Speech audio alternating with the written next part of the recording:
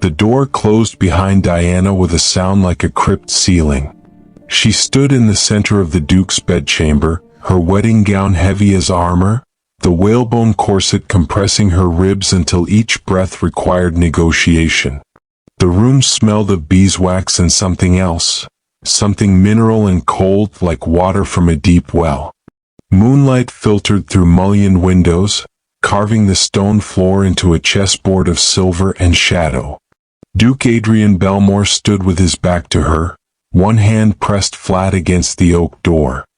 He was tall, taller than he'd seemed in the chapel, and the candlelight caught the edge of his jaw, the tension in his shoulders beneath the black frock coat.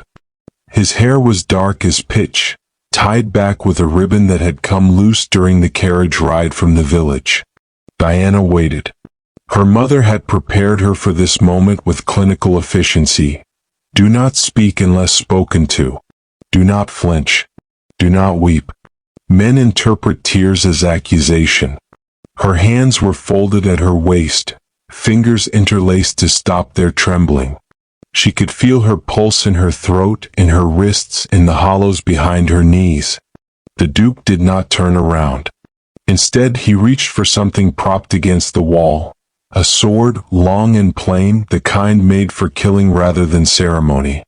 The rasp of steel against scabbard filled the room. Diana's breath caught. Not with fear, precisely, but with a species of clarity that comes when all possibilities narrow to a single point. He slid the sword through the door handles. The blade wedged horizontal, barring the door from the inside. The metal gleamed dully, bisecting the carved wood like a wound. Adrian tested it once, twice, his movements precise and joyless. Then he stepped back and finally he looked at her. His eyes were gray. Not the warm gray of doves or morning fog, but the gray of flint, of winter seas. His face was handsome in the way of chiseled saints in cathedral niches, beautiful and utterly remote. There was a scar above his left eyebrow, white and old. "Do not leave this room," he said. His voice was low, almost gentle. That was the worst part. The gentleness. Diana's voice emerged thinner than she'd intended. She cleared her throat. "I don't understand." "You don't need to understand." He moved past her without touching, without even disturbing the air between them, and began extinguishing candles. One by one, the flames died beneath his fingertips. "You need only to obey. Stay inside. Lock the door behind me when I leave. Do not open it for anyone, not for the servants, not for my mother, not for God himself if he comes knocking." "Where are you going?" "That," Adrian said, pinching out the last candle on the mantelpiece, "is not your concern." The room plunged into near darkness. Only the moon remained, and the dying fire in the grate. Diana could see his silhouette now, black against black, as he moved toward a second door she hadn't noticed. A servant's entrance, half hidden behind a tapestry of a hunting scene. Dogs with ivory teeth. A stag bleeding in the forest. "Your Grace." He paused, one hand on the latch. When he spoke again, his voice had shed even that thin veneer of gentleness. What remained was iron. "I cannot save you if you step into the hall." The door opened. Closed. The tapestry swung once, twice, then stilled. Diana stood alone in the Duke's chamber, her husband's chamber, listening to her own breathing and the snap of embers in the hearth. The sword remained in the door, a horizontal promise. Outside, the wind rose, and somewhere in the depths of Ravenwood Manor, something that might have been a woman's voice began to sing. Diana did not move toward the door. She did not scream. She did not weep. Instead, she walked to the window and looked out at the grounds, at the iron gates barely visible through the mist, at the village lights winking gold in the distance, at the stone wall that enclosed the estate like a fist. And she began to calculate her odds of survival. 3 weeks earlier, Diana Sterling had been an entirely different kind of desperate. She'd been standing in her father's study, the same study where she'd learned Latin and botany and how to keep ledgers, watching him weep into his hands. The room smelled of pipe tobacco and mildew. Rain hammered the windows. Outside, the small Sterling estate was dying by degrees. The tenant cottages needed thatching, the fields lay fallow, and the sheep had been sold off one by one until only 7 remained, wandering the hills like ghosts. £12,000, her father said. His voice was muffled by his palms. 12,000, Diana. I cannot, there is no way. Diana looked at the letter on the desk. The handwriting was elegant, almost beautiful. The words were not. Final notice of debt owed to Lord Silas. Failure to remit payment by the 1st of September will result in seizure of property and criminal proceedings for fraud. Fraud. Her father, who'd never cheated anyone in his life, who'd simply trusted the wrong investment, the wrong man, the wrong promise of silver mines in Cornwall that never materialized. The debt had compounded like a tumor, silent and lethal, until it had consumed everything. There must be something, Diana said. Her voice was steady. She'd learned that much from her mother before the fever took her, that steadiness could be a kind of weapon. We could petition the courts. We could. The courts favor men with money. Her father lifted his head. His eyes were red-rimmed, ancient. He was 53 but looked 70. Silas wants blood. He'll take the house. He'll see me in debtor's prison. And you? He didn't finish. He didn't need to. Diana knew exactly what happened to unmarried women without family, without prospects, without protection. The workhouses, the streets, the slow, grinding erasure of personhood. I'll find a husband, she said. Her father laughed, a broken sound. With what dowry? We have nothing, child. Less than nothing. That was when Mrs. Hartley arrived. The housekeeper, who'd stayed on despite months of unpaid wages, who'd been with the family since Diana was born, knocked once and entered without waiting for permission. Her face was grave. In her hands she held a sealed letter on cream-colored paper, the wax stamp bearing a crest Diana didn't recognize. A raven with spread wings clutching a thorn bush in its talons. This came by messenger, Mrs. Hartley said. From Ravenwood Manor. The room went very still. Even the rain seemed to quiet. Diana's father stared at the letter as though it were a serpent. No. Absolutely not. You haven't read it yet, Diana said. I don't need to. He stood, suddenly animated, suddenly furious. I know what it says. I know what he wants. And I will not sell my daughter to that. To a duke. Diana took the letter from Mrs. Hartley's hands. The paper was thick, expensive.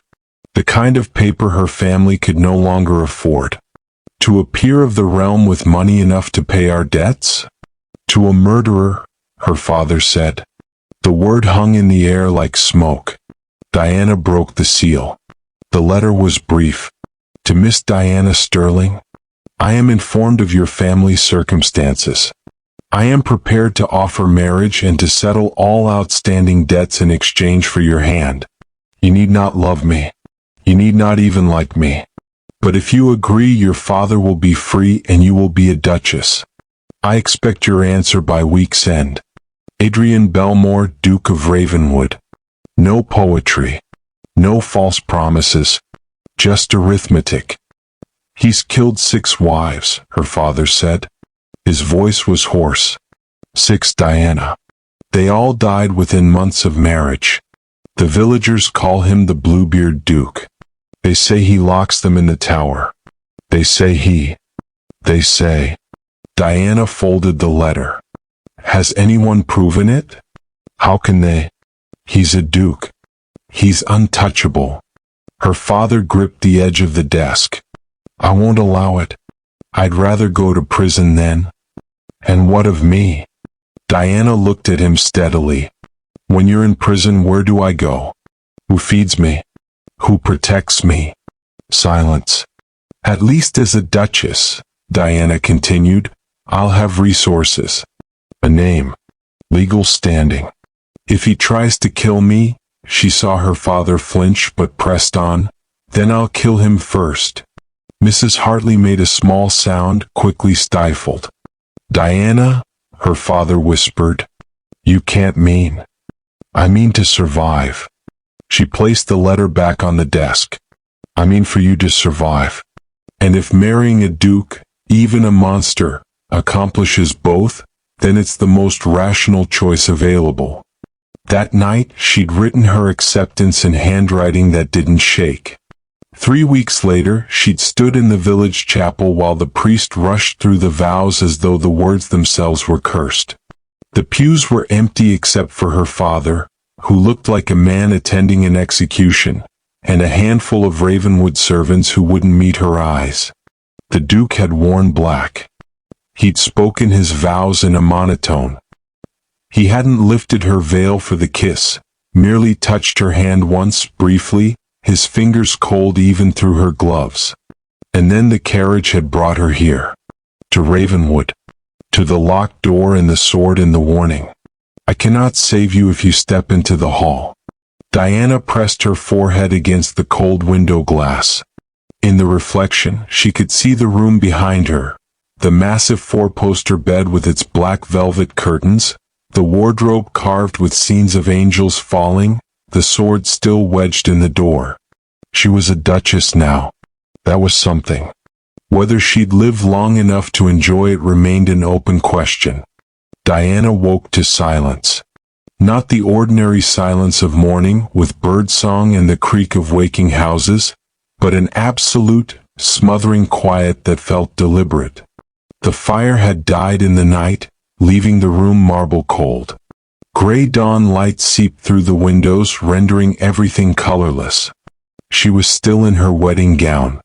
She'd fallen asleep sitting in the chair by the hearth, her corset digging into her ribs, her neck bent at an angle that now sent needles of pain down her spine. The sword was still in the door. The Duke had not returned. Diana stood, every joint protesting, and looked around the room properly for the first time. In the daylight, such as it was, the chamber revealed itself as a study in contradiction.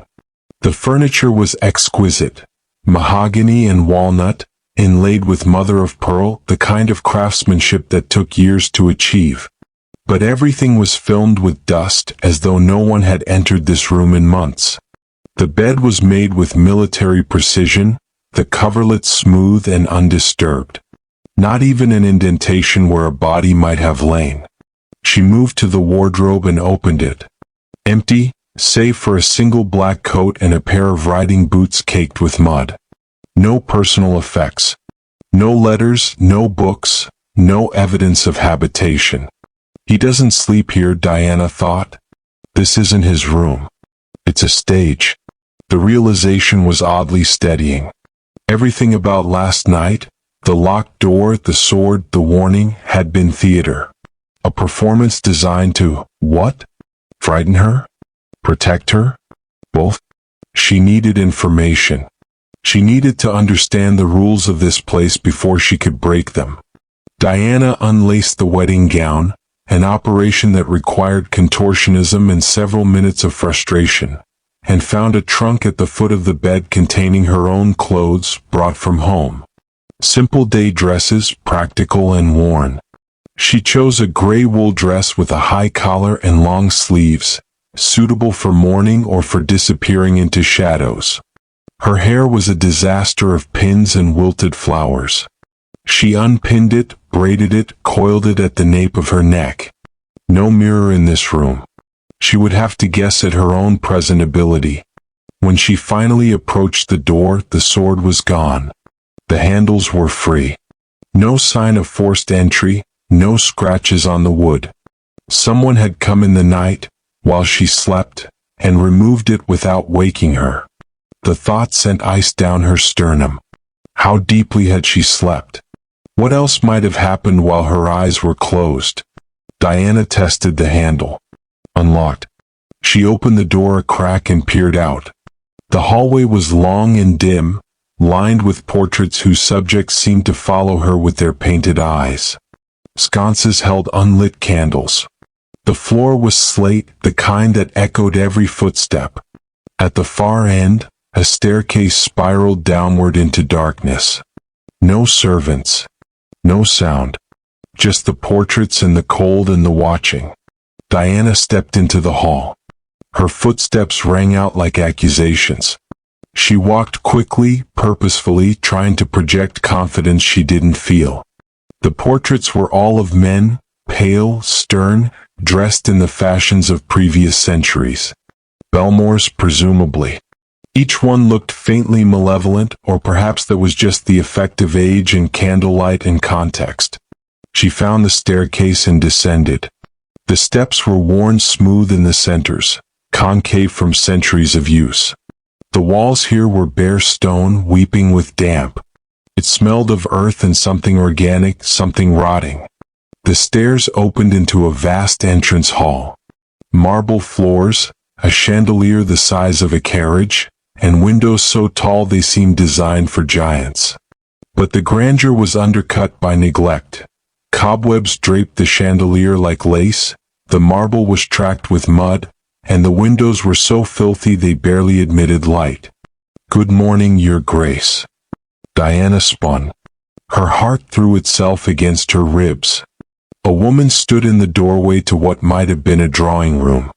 She was elderly, 70 perhaps older, but carried herself with the rigid posture of someone who'd been beautiful once and refused to forget it. Her gown was black silk, impeccably tailored, with jet beading at the throat and cuffs. Her hair was white, piled high in an old-fashioned style. Her face was a map of fine wrinkles, but her eyes were sharp, dark, and utterly unreadable. "I am Augusta Belmore," the woman said. Her voice was cultured, warm, grandmotherly. "The Dowager Duchess, Adrian's mother. And you, my dear, must be Diana." She smiled. It was a beautiful smile, practiced and perfect. Diana's skin crawled. "Good morning," Diana managed. She dropped into a curtsy, shallow, appropriate for her new rank. "Forgive me. I didn't know. I haven't been introduced to the household." "Of course you haven't. My son has the manners of a feral dog." Augusta glided forward, her skirts whispering against the marble. "You must be exhausted. Overwhelmed. Come, child. Let's have tea. You and I should become acquainted." It was not a request.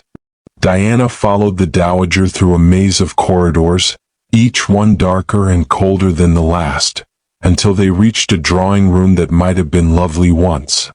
Now it was a mausoleum, furniture shrouded in dust cloths, paintings turned to face the walls, and a fireplace so cavernous it could have roasted an ox.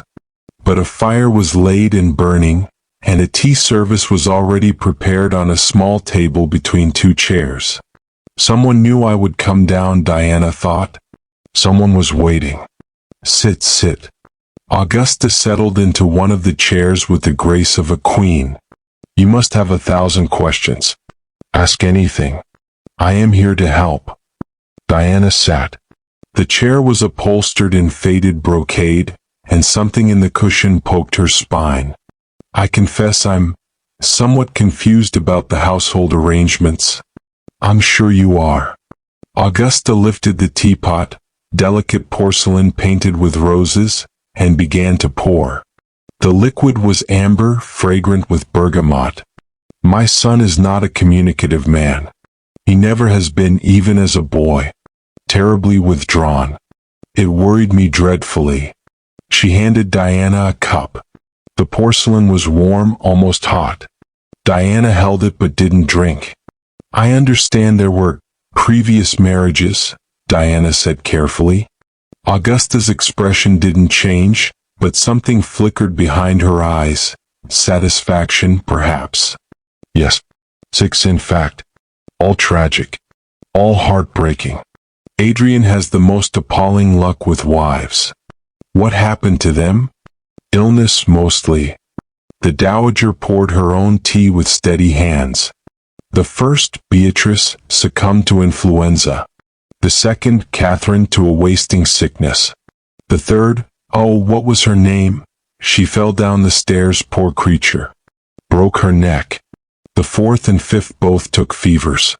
And the sixth, Augusta paused, sipped her tea. The sixth simply faded. Grew paler and weaker until one morning she didn't wake.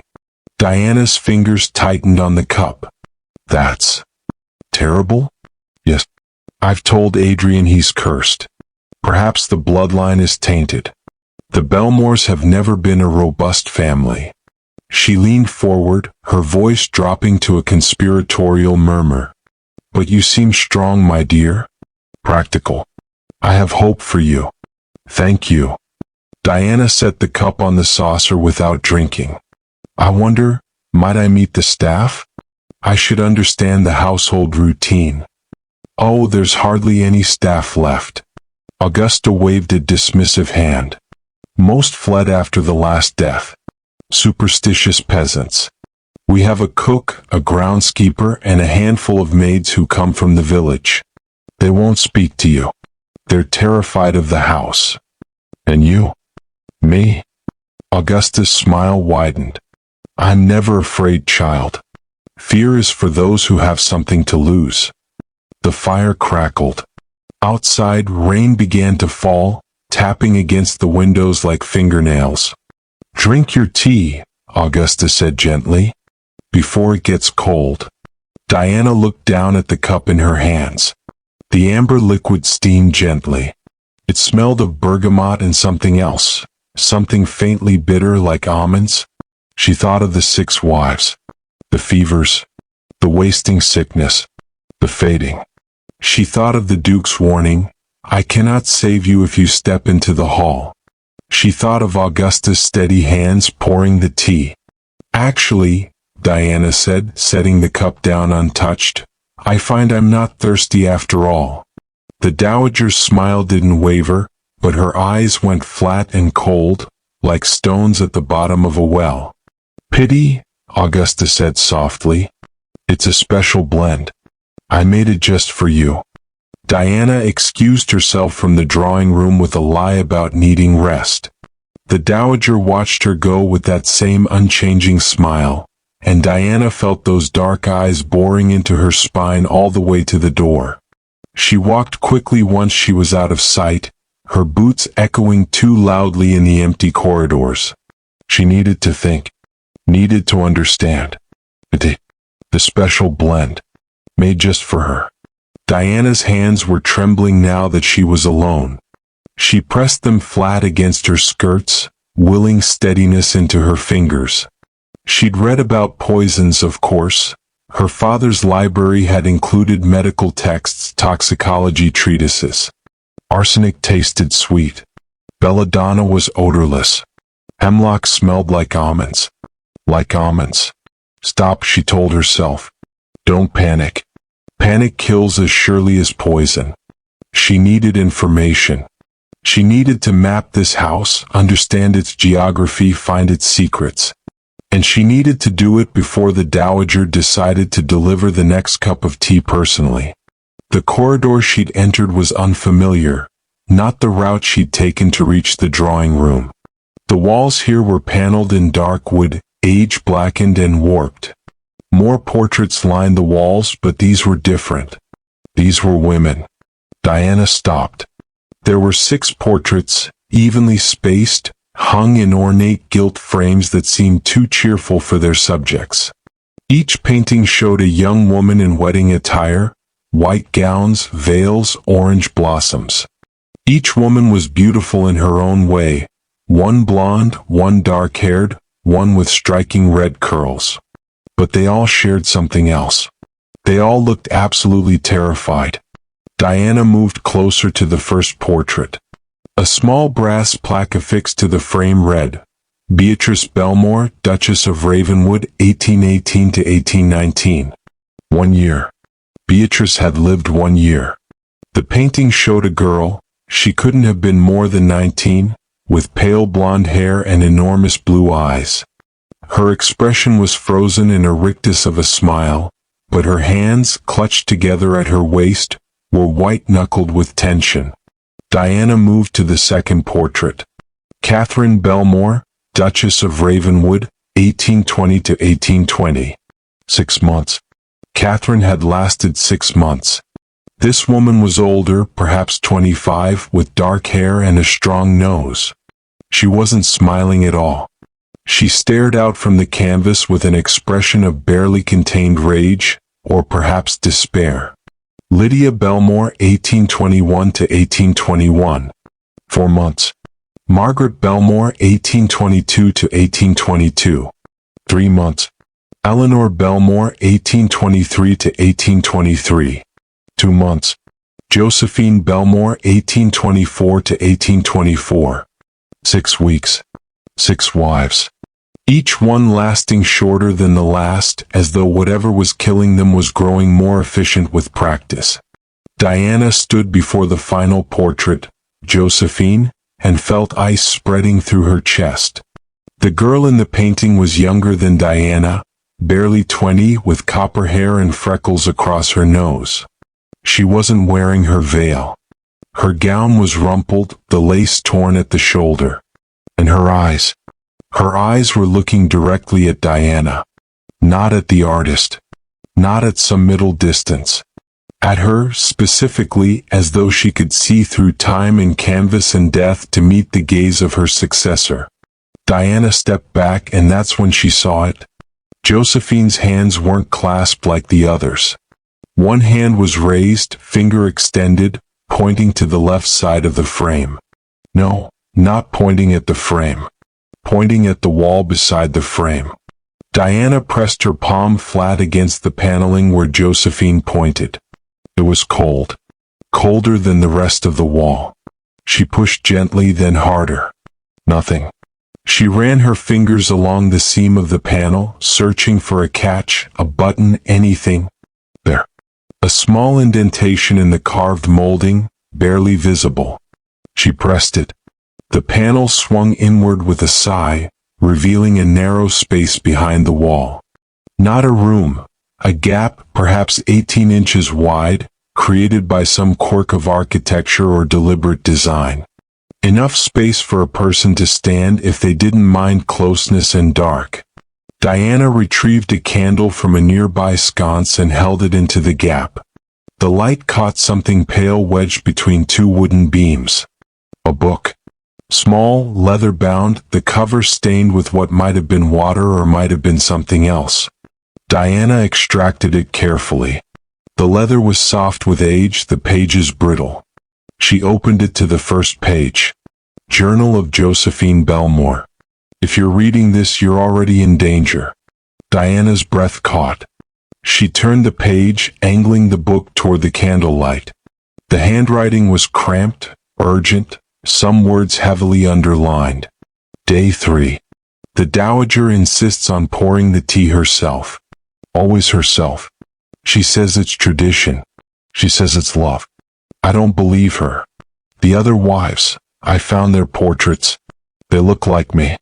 We all look like each other, somehow. Same height, same build, same coloring. Why would he choose the same woman over and over? Day 7. I'm starting to feel ill. Dizzy. My hands shake. The doctor says it's nerves. Wedding nerves. But I was fine before the tea. Fine before she started bringing breakfast to my room, insisting I eat with her, watching me with those eyes. Day 12. I searched the library. Found a book on poisons. Arsenic. Symptoms include tremors, weakness, digestive upset, confusion. I have all of these. I confronted Adrian. He looked at me like I'd stabbed him. Said I was imagining things. Said his mother would never. But she would.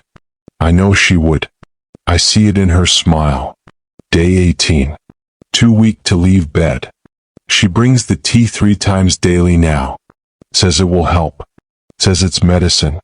I tried to refuse and she held my nose until I had to open my mouth to breathe and then she poured it down my throat. Adrian doesn't come anymore. She says he's busy. She says he doesn't want to see me like this. Day 21. I'm dying. I know it now. My hair is falling out. My fingernails are loose. Everything tastes like metal. I tried to write a letter to my sister, but my hands won't obey. She took the letter away.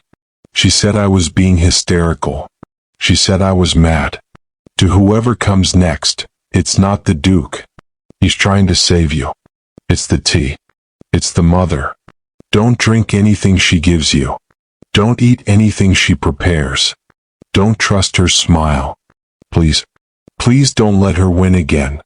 The entries ended there. The rest of the pages were blank except for one final line, written in a different hand, shaky, barely legible, as though written in darkness or in extremis. She buried me in the garden. I could hear the dirt falling on my coffin.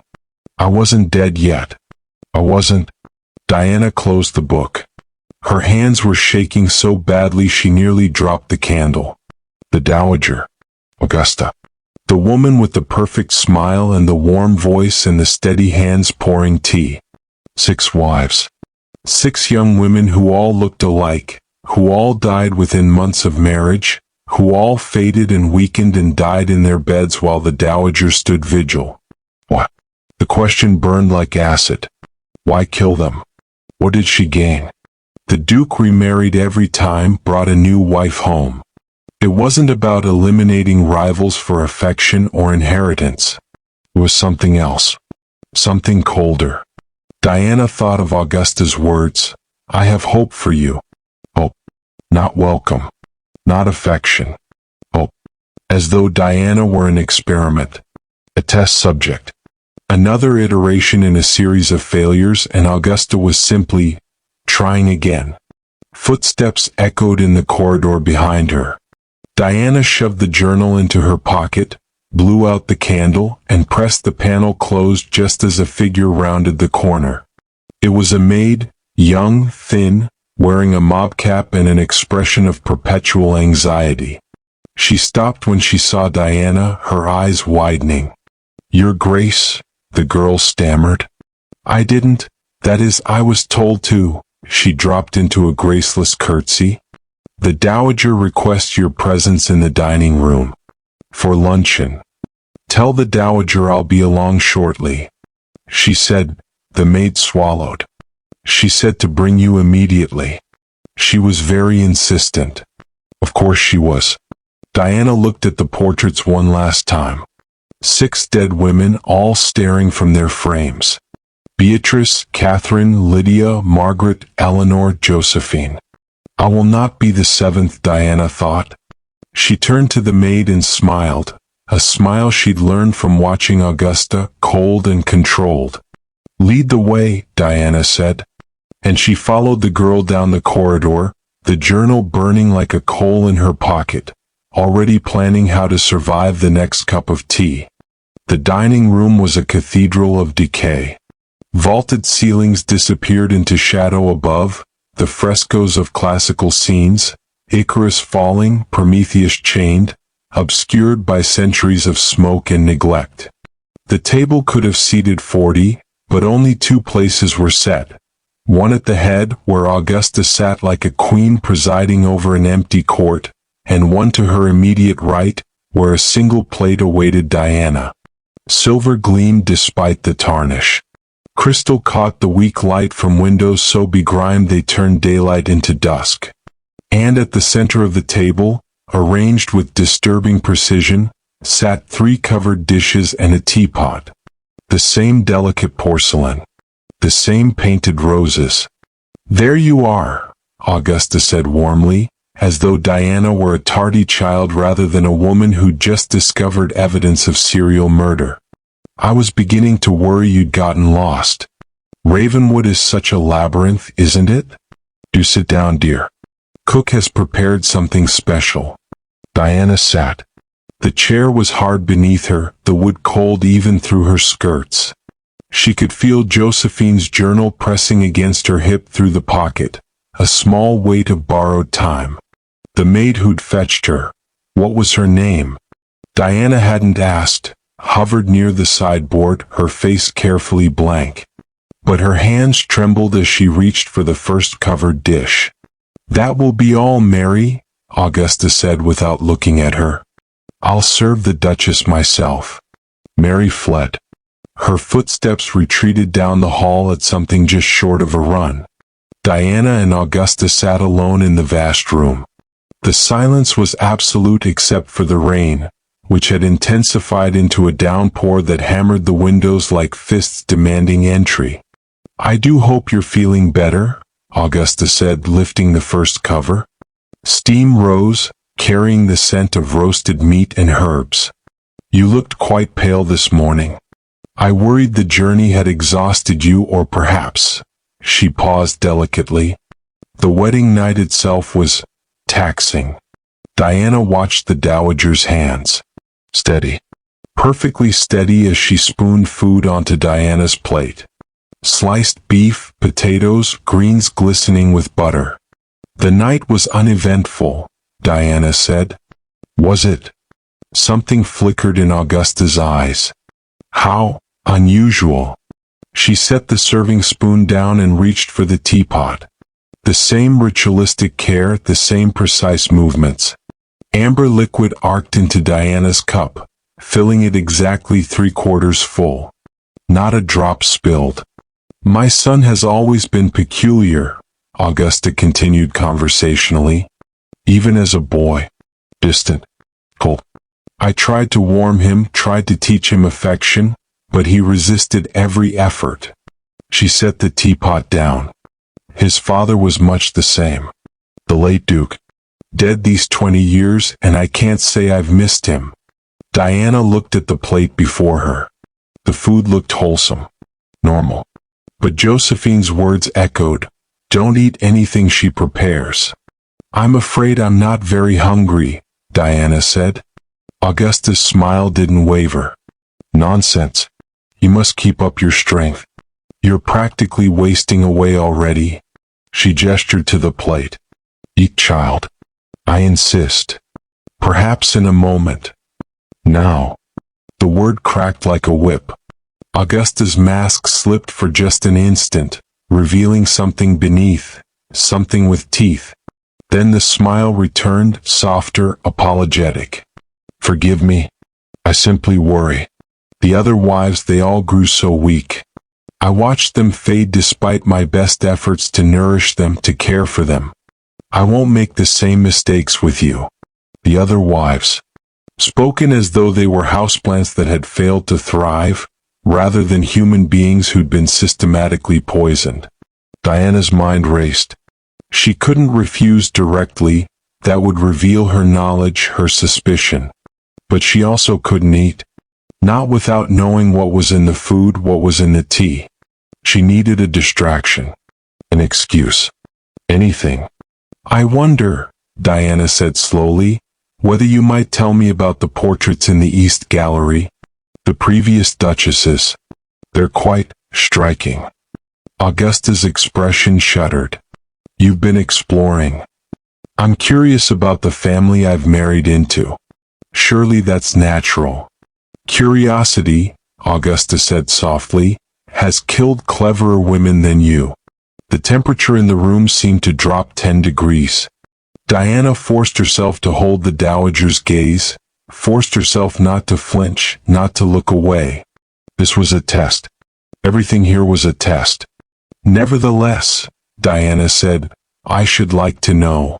Beatrice, Catherine, the others, what were they like?" For a long moment Augusta said nothing. Then she leaned back in her chair, her fingers drumming once against the table edge. A small gesture, barely noticeable, but it betrayed something. Irritation.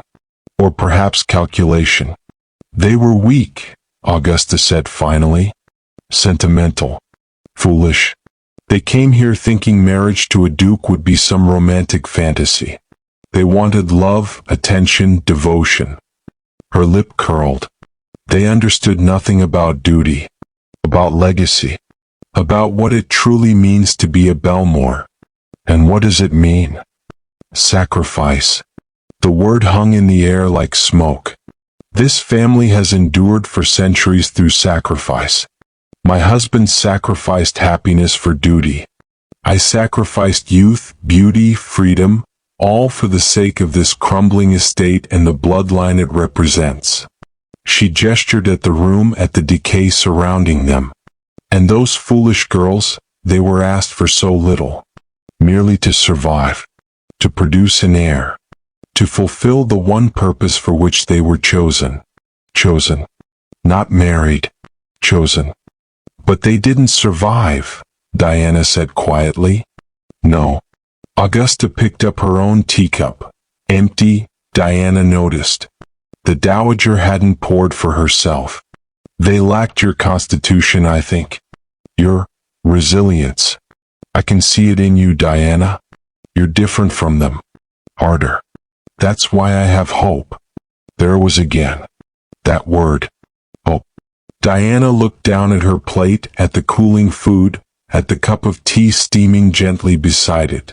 She thought of Josephine's final words, "I could hear the dirt falling on my coffin. I wasn't dead yet." A plan crystallized. "You're right," Diana said. She picked up her fork. "I am different." She speared a piece of beef, raised it to her lips. The door crashed open.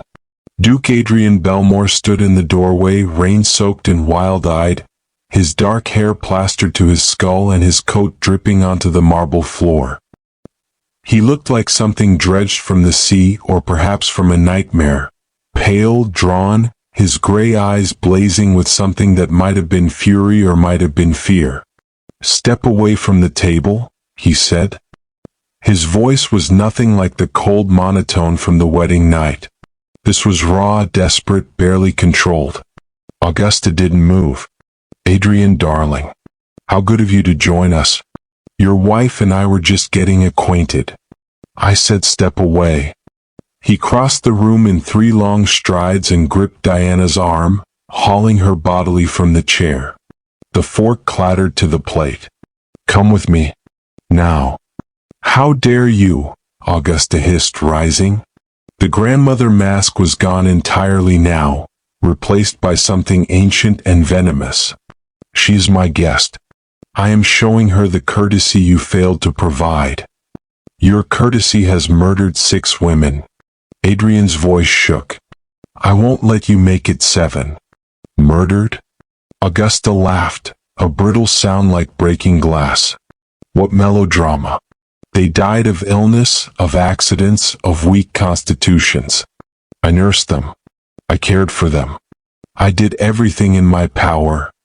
You poisoned them." Adrian was pulling Diana toward the door, his grip iron tight on her wrist. "Slowly, carefully. And you smiled while you did it. You have no proof. I have 6 graves." He stopped at the threshold, turning back to face his mother. His face was terrible to look at, grief and rage and helplessness warring for dominance. 6 women who all died the same way, all under your loving care. No more, mother. I'm done pretending. I'm done letting you. Letting me? Augusta moved around the table, her black skirts rustling. "You let me do nothing, boy. I am the Dowager Duchess of Ravenwood. This is my house. My domain. You are Duke in name only, a title you inherited from a man who despised you. Without me you are nothing. This estate would have crumbled to dust decades ago without my management, my sacrifice." "Your sacrifice?" Adrian's laugh was hollow. "Is that what you call it?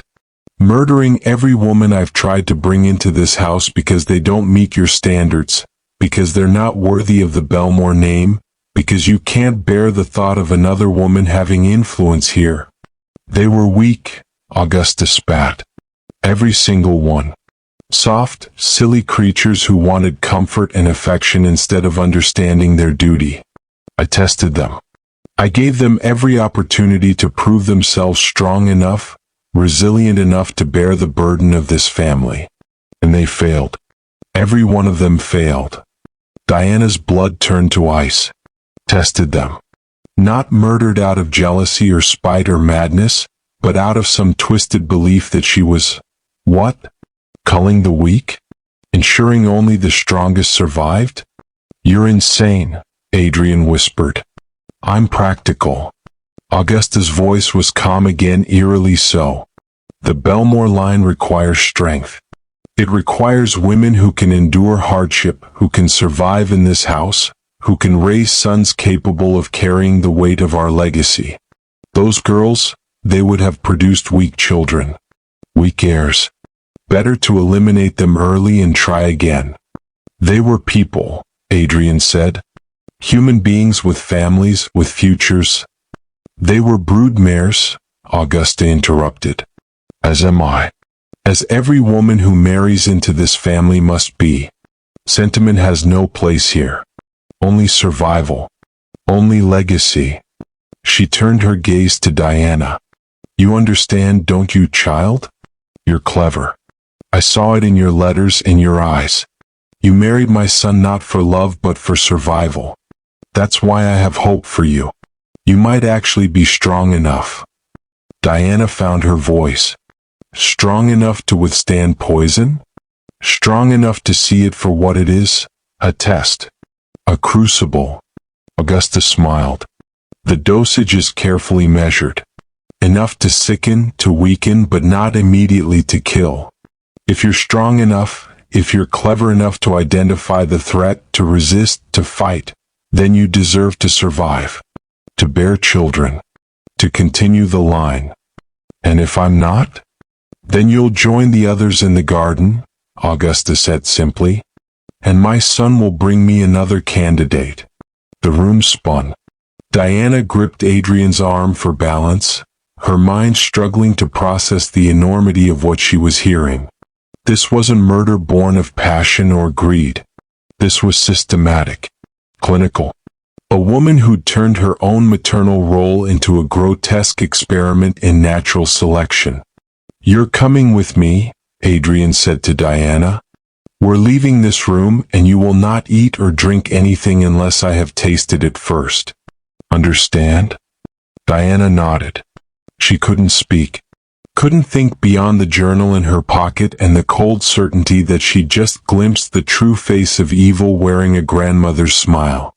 This changes nothing, Augusta called as Adrian pulled Diana into the hallway. She's still in this house. Still under my roof. And sooner or later, Adrian, you'll slip. You always do. You can't watch her every moment. You can't protect her forever. Adrian slammed the door. The sound echoed through the empty halls like a gunshot. They stood in the corridor, both breathing hard. Rain hammered the windows. Somewhere in the house, a clock chimed the hour. I should have told you, Adrian said quietly. He still hadn't released her wrist. Before the wedding. Before you came here. I should have warned you properly. Why didn't you? Because no one would have believed me. Because I had no proof. Because, he exhaled sharply. Because I kept hoping the next one would survive. That she would finally succeed in killing you, or that I would finally succeed in protecting you, and either way the nightmare would end.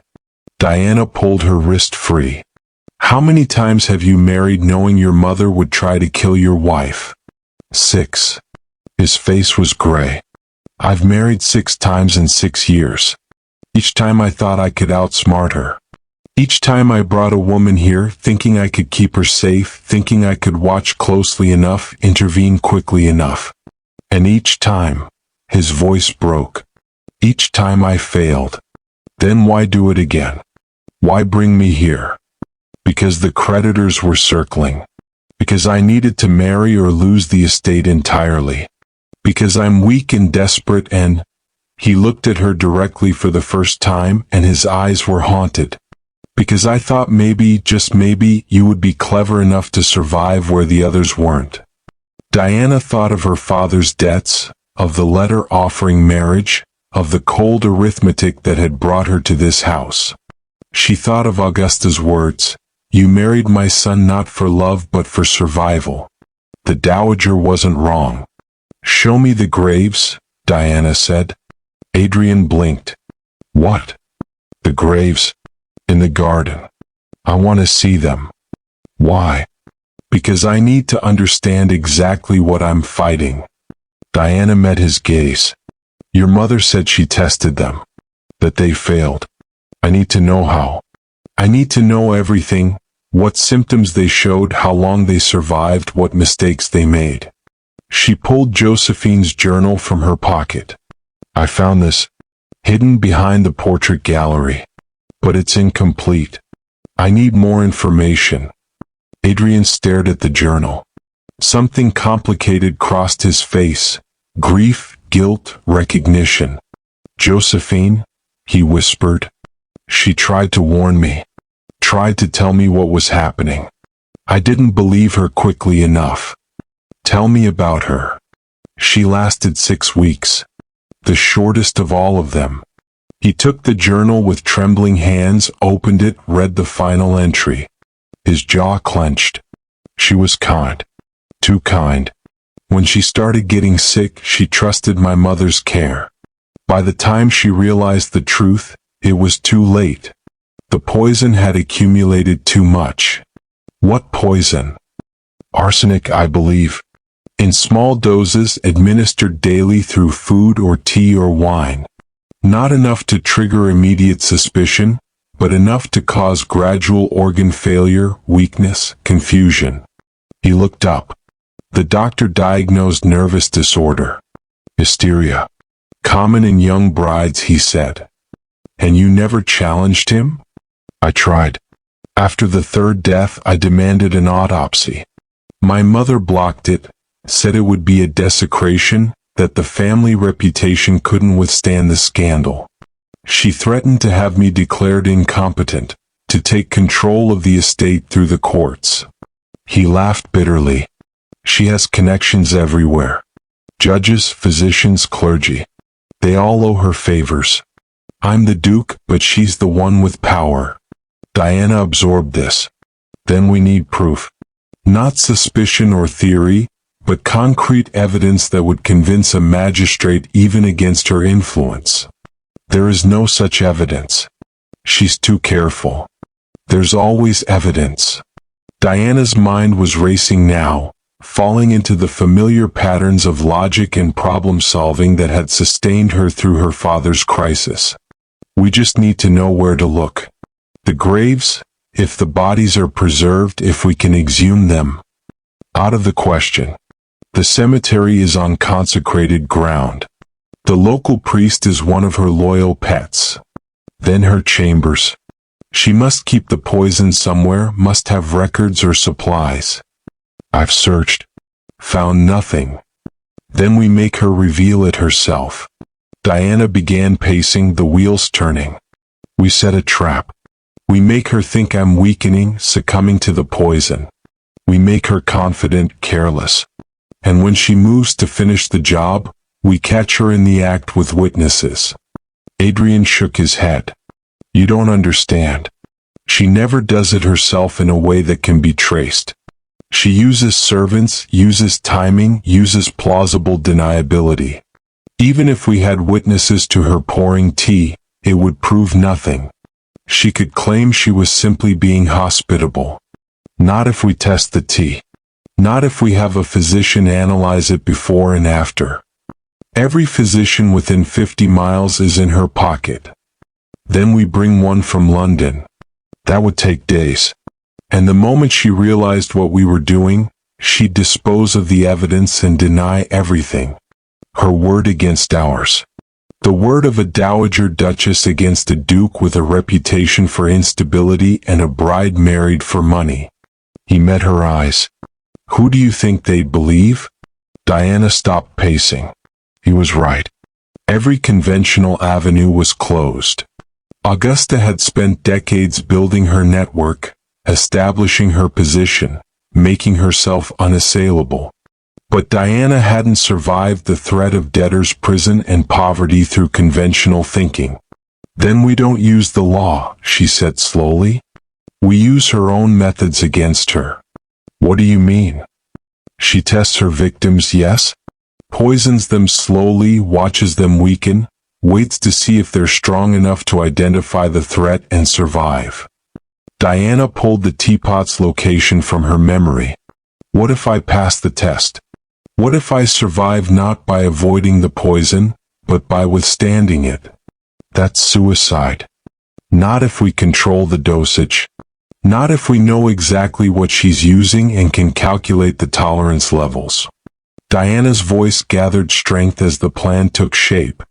I take the poison knowingly in measured amounts. I show symptoms that satisfy her but don't kill me. I make her believe I'm weakening on schedule. And while she's watching me die, I'm actually building immunity, gathering evidence, and planning her downfall. Diana, do you have a better idea? Silence. Adrian looked at her with something like horror, something like admiration. You're as mad as she is. No. Diana smiled without humor. I'm exactly as ruthless as she is. That's the difference. The other wives were good women trapped in an impossible situation. I'm a desperate woman with nothing left to lose. She held out her hand. Show me the graves. Tell me everything you know about how each wife died. And then help me survive what comes next. Adrian stared at her hand for a long moment. Then slowly he took it. God help us both, he said. And he led her toward the garden where 6 women waited in the rain-soaked earth. The garden was a wilderness wrapped in fog. What had once been formal grounds, Diana could see the ghost of it in the overgrown hedgerows, the collapsed trellises, the stone fountain choked with moss, had surrendered to entropy. Weeds grew waist-high between cracked paving stones.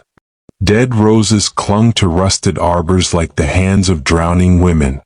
And everywhere, the rain fell in sheets, turning the earth to black mud that sucked at Diana's boots. Adrian led her through the chaos with the sureness of someone who'd walked this path many times before. He carried a lantern though it was midday. The clouds were so thick they'd turned the world to premature twilight. His coat was already soaked through, his hair dripping into his eyes, but he didn't slow. They reached a clearing at the garden's heart. 6 headstones stood in a row, simple granite markers carved with names and dates. No epitaphs. No beloved wife or cherished daughter. Just the facts: born, married, died. The mathematics of abbreviated lives. Diana approached the first grave. Beatrice Ashford Belmore, 1798 to 1819. The earth had settled here, grass growing thick over the mound. 20 years dead, and only the stone remained to prove she'd existed at all. Tell me about her, Diana said. Adrian stood between 2 graves, rain running down his face like tears. I was 18. She was 17.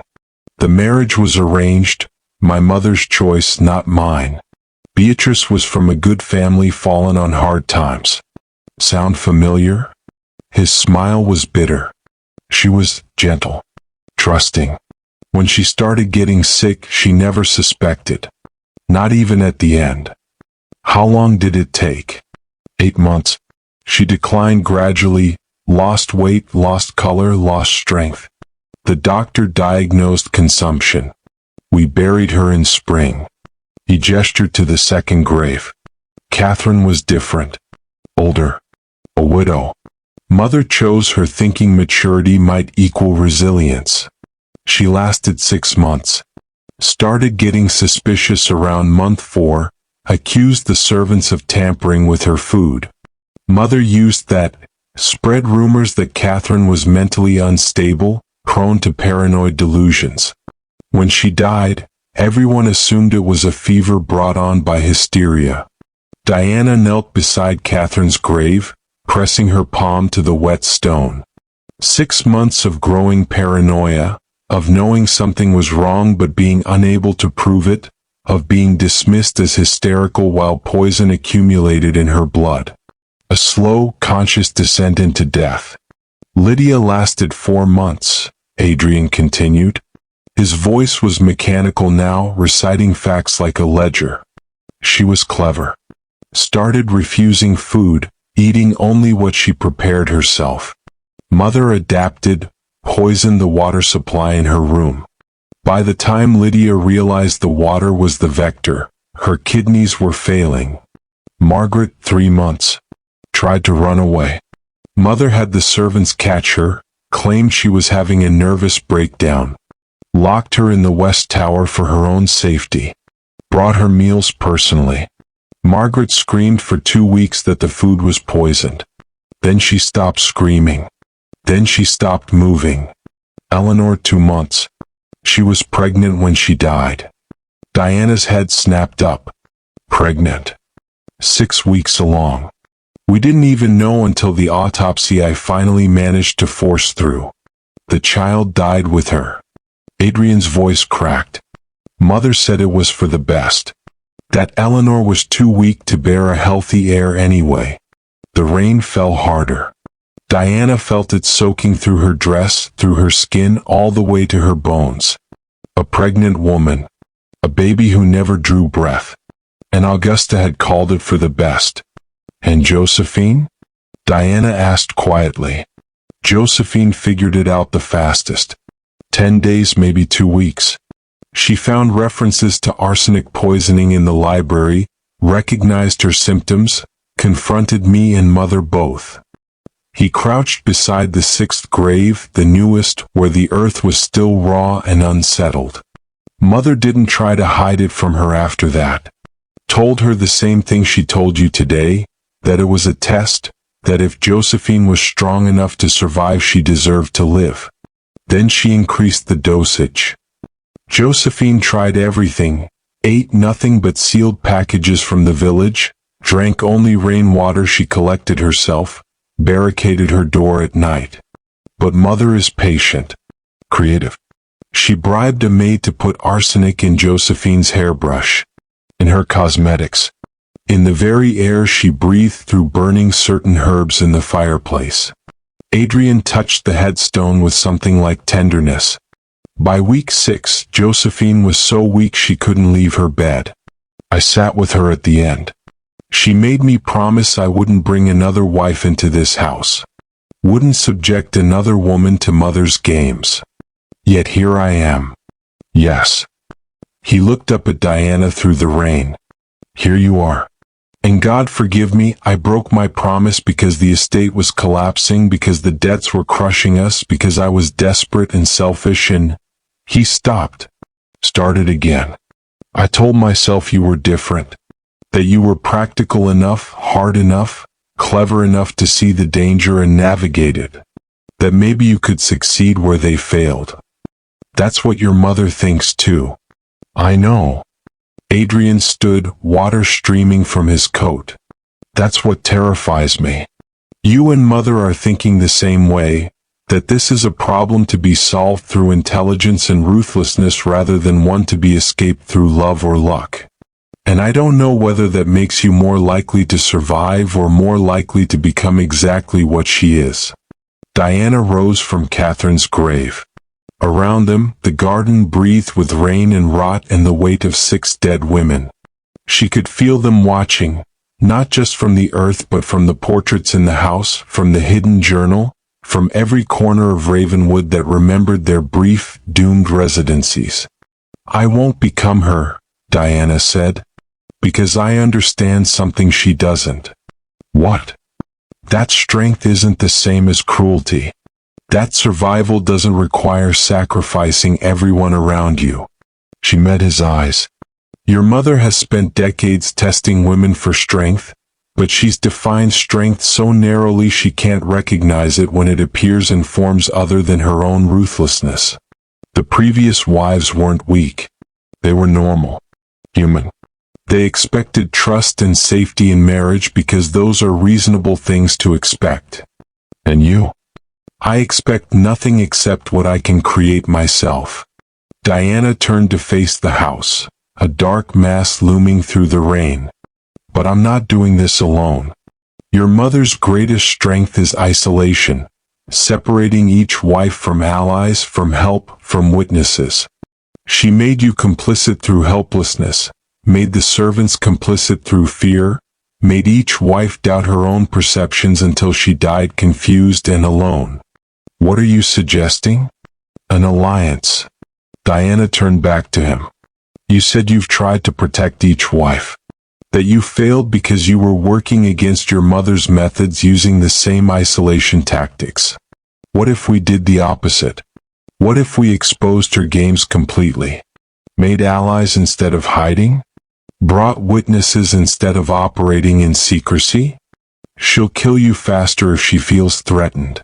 She'll try. Diana pulled Josephine's journal from her pocket again, the leather now rain-sodden. But I have something the others didn't. I have their stories, their warnings, their accumulated knowledge of her methods. And I have you, finally willing to be honest about the danger instead of pretending it doesn't exist. Adrian studied her face for a long moment. Lightning cracked the sky, illuminating them both in harsh white light. In that flash, Diana saw herself reflected in his eyes, wild-haired, rain-drenched, standing in a cemetery arguing strategy over the graves of murdered women. She looked half-mad. She felt half-mad. But madness was better than passive acceptance of death. What do you need from me? Adrian asked. Information. Names of servants who might be sympathetic. Layout of the house, where your mother's chambers are, where she keeps private papers where she might store poison. Your daily routine so I know when you can and can't be an alibi. Diana's mind was racing, cataloging variables. And I need you to stop protecting me.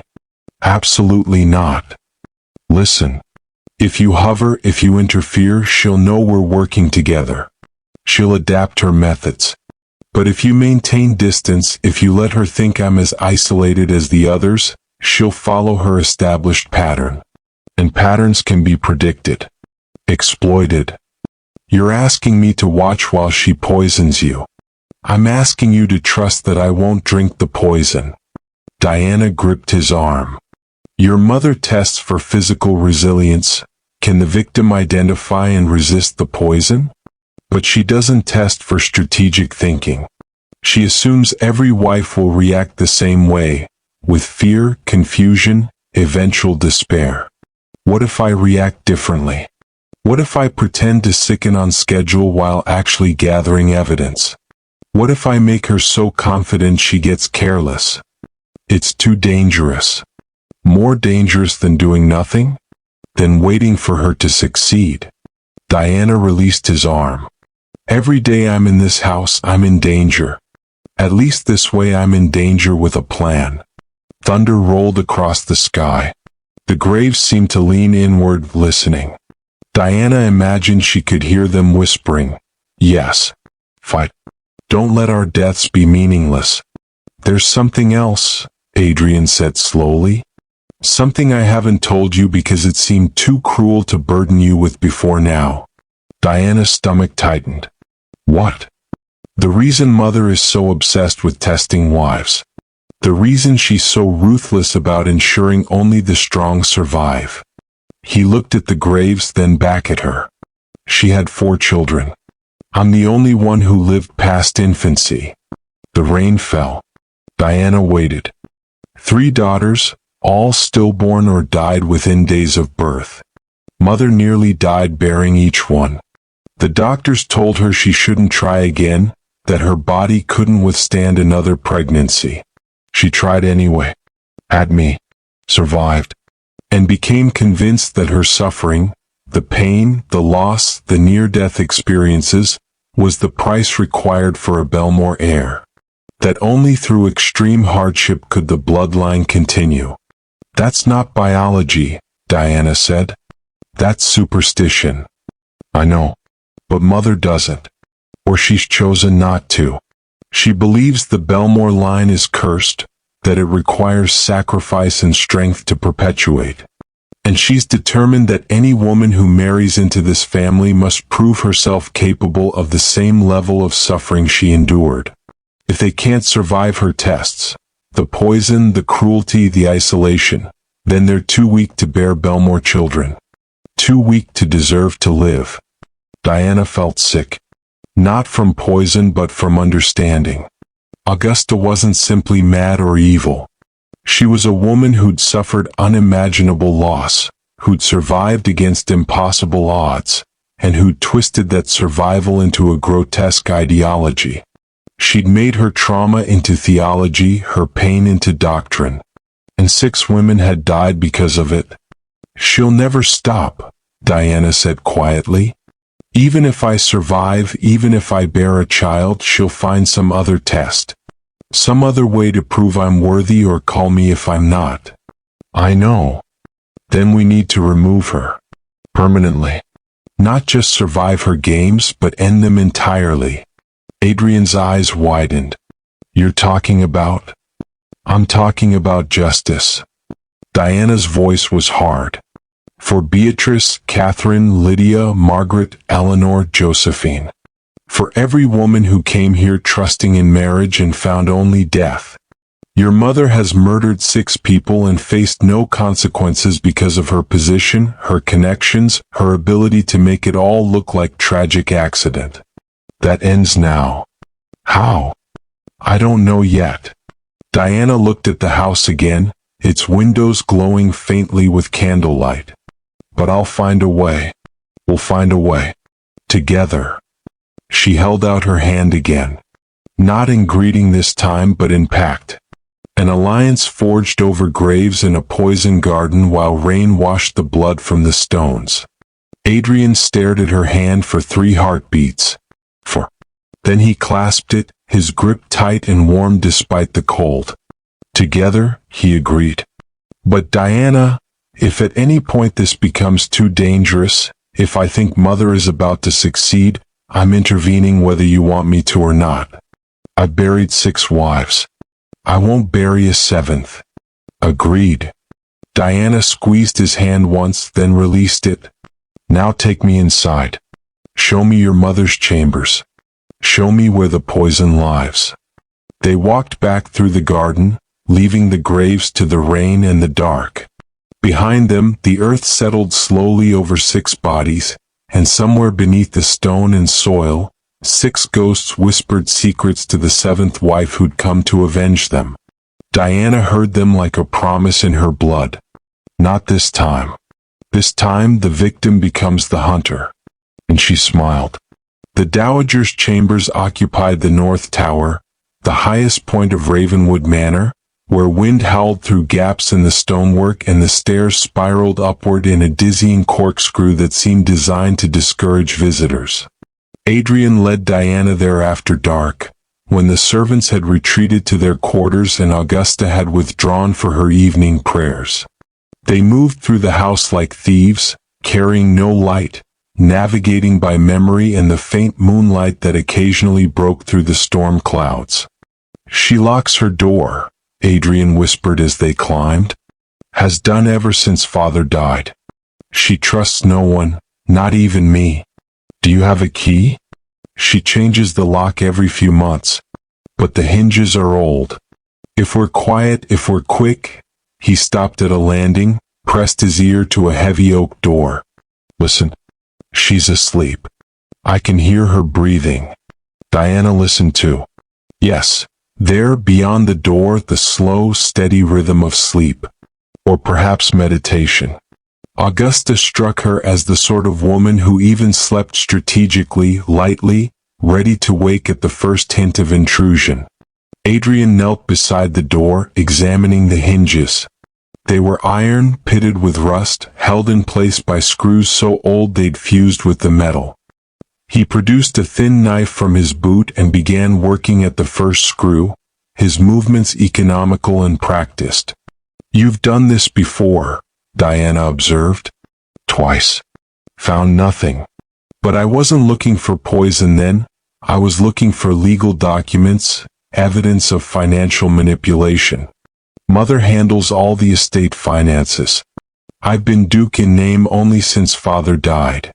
The first screw came free with a whisper of metal on metal. "She controls the money, the servants, the connections. I have the title and nothing else.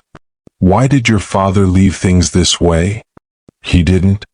His will specified I should inherit everything at his death. I was 22, old enough in his view to manage the estate. But mother contested it. Claimed I was mentally unstable, unfit to handle family affairs. She had physicians testify about my melancholic temperament, my periods of withdrawal. All lies or at least exaggerations. But the court believed her. Diana watched him work on the second screw. And the wives? When did that start? The year after father died. Mother said I needed to marry to produce an heir. That it was my duty to the bloodline. His jaw clenched. I didn't want to. Didn't want to bring anyone else into this nightmare. But she threatened to have me declared incompetent entirely, to take the title through legal proxy. So I agreed. And Beatrice came. And 8 months later, Beatrice was dead. The second screw loosened. Adrian moved to the third, his fingers working quickly despite the poor light. I didn't understand at first. Genuinely believed it was consumption, tragic luck. Then Catherine came and Catherine died the same way. Different symptoms, same progression, gradual weakening, wasting, death. That's when I started to suspect. Started watching mother more carefully. Started seeing the patterns. But you kept marrying. What choice did I have? The third screw came free. If I refused, mother would have me institutionalized. If I ran, she'd hunt me down. She has resources everywhere, connections in every county. And if I stayed unmarried, the estate would eventually default to a distant cousin, and mother would lose everything she'd spent decades building. So she pushed. And I complied. And women kept dying.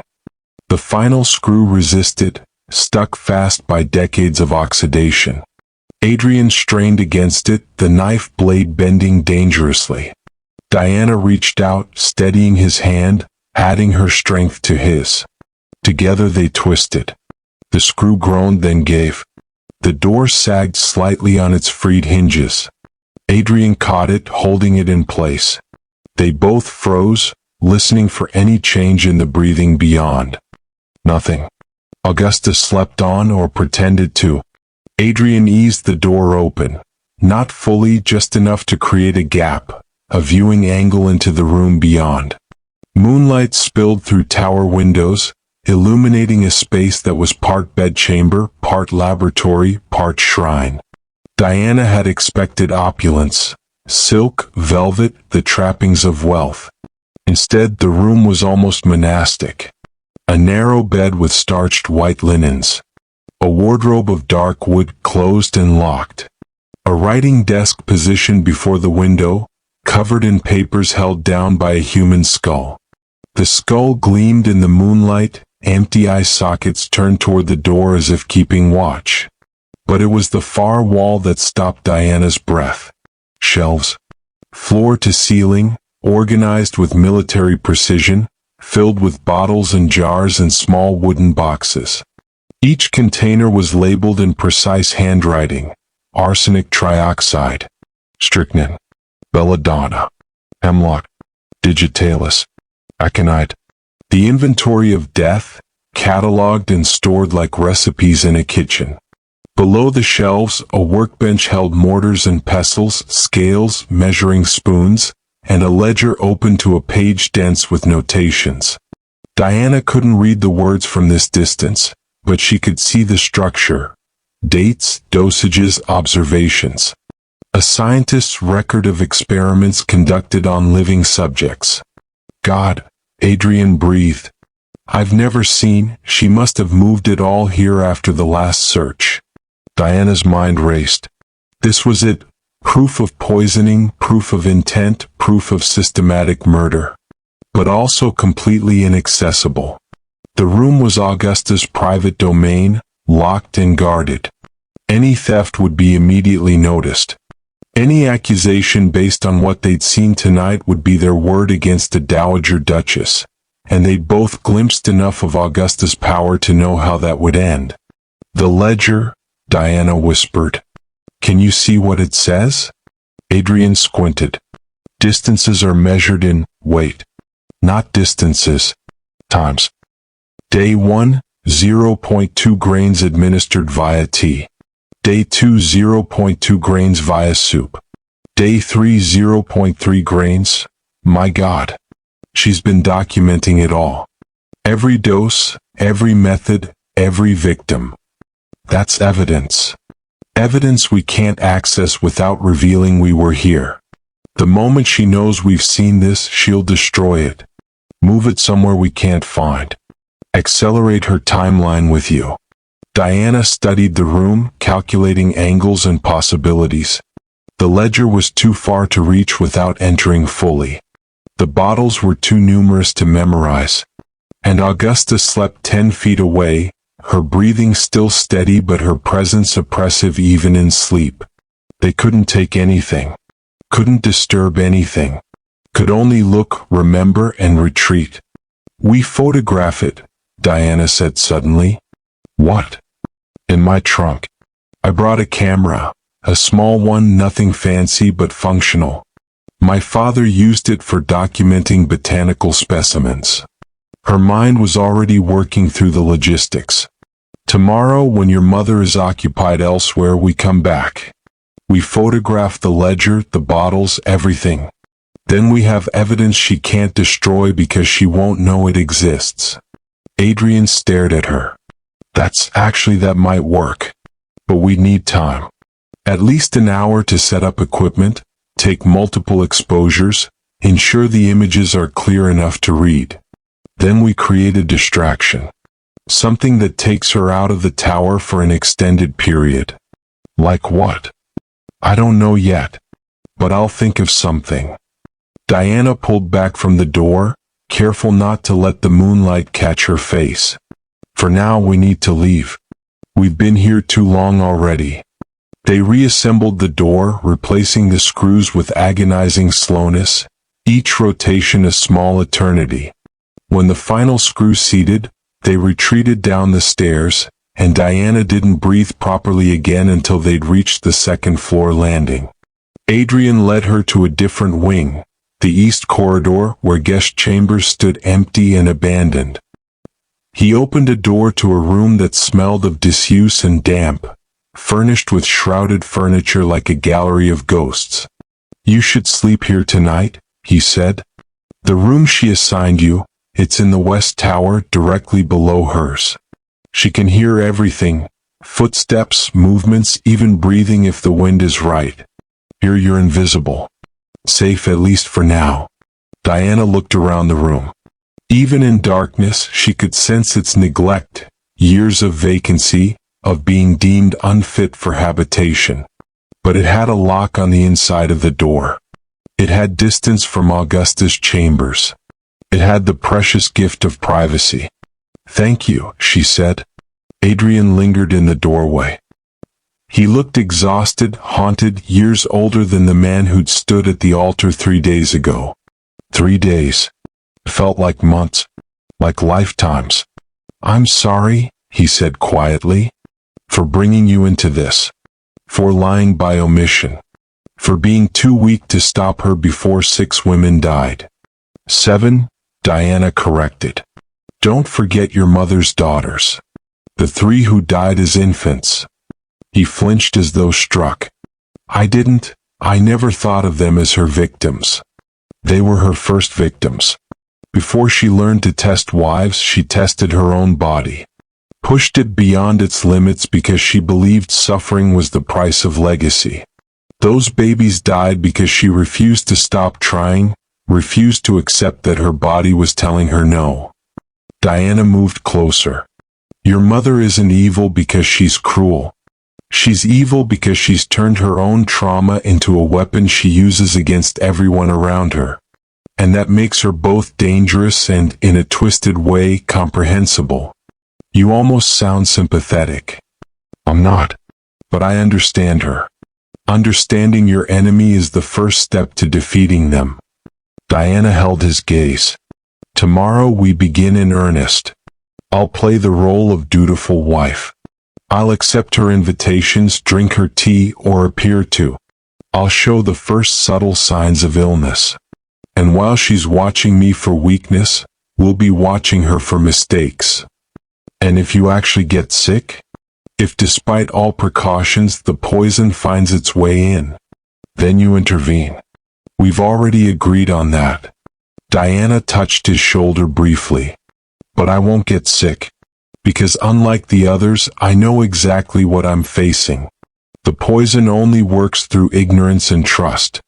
I have neither. Adrian nodded slowly. He looked like he wanted to say more, warn her again, perhaps, or apologize once more for the impossible situation. But he simply said, "Lock the door behind me. Don't open it for anyone. Even me. Even you. Especially me. If you hear my voice at your door in the night, it means Mother has somehow coerced me. Threatened something I can't resist. The real me would never risk exposing this location." He managed a grim smile. "Trust nothing in this house. Not even your own husband." He left. Diana locked the door, testing the bolt twice to ensure it held. Then she moved through the dark room, feeling her way to the bed. The mattress was lumpy, the coverlet musty, but she'd slept in worse. She lay down fully clothed, staring at the ceiling she couldn't see, listening to the house settle around her. Somewhere above, Augusta slept surrounded by poisons. Somewhere below, servants whispered in their quarters about the new Duchess and how long she might last. And in the garden, 6 graves waited to see if they'd be joined by a 7th. Diana's hand found Josephine's journal in her pocket. She held it like a talisman, this record of a woman who'd seen death coming and tried desperately to warn those who came after. "I won't fail you," Diana thought to the ghost of Josephine, to all the ghosts. "I won't become another entry in Augusta's ledger. I'll be the one who breaks the pattern. The one who survives." But even as she made the promise, doubt crept in. 6 women had surely thought the same thing. 6 women had believed themselves clever enough, strong enough, prepared enough. And 6 women had been wrong. What made Diana different? She turned the question over in her mind, examining it from every angle. And slowly an answer emerged. The difference wasn't intelligence or strength or preparation. The difference was that Diana wasn't fighting alone. She had Adrian, damaged and guilty but finally committed to resistance. She had the accumulated knowledge of 6 dead wives. She had information Augusta didn't know she possessed. But most importantly, she had something the others hadn't. A complete absence of illusion. Beatrice had believed in marriage. Catherine had believed in her own stability. Josephine had believed Adrian would protect her. Each had clung to some hope, some belief that delayed full understanding of the danger until too late. Diana believed in nothing except survival. She'd come to Ravenwood with eyes open, with no romantic expectations, with a cold arithmetic of necessity. And now that she understood exactly what she faced, she could face it without the handicap of hope or trust. She would become what Augusta wanted. A woman hard enough to withstand anything. But she'd use that hardness not to pass Augusta's test, but to destroy the test entirely. Outside, the storm intensified. Rain hammered the windows like fists. Wind screamed through the towers.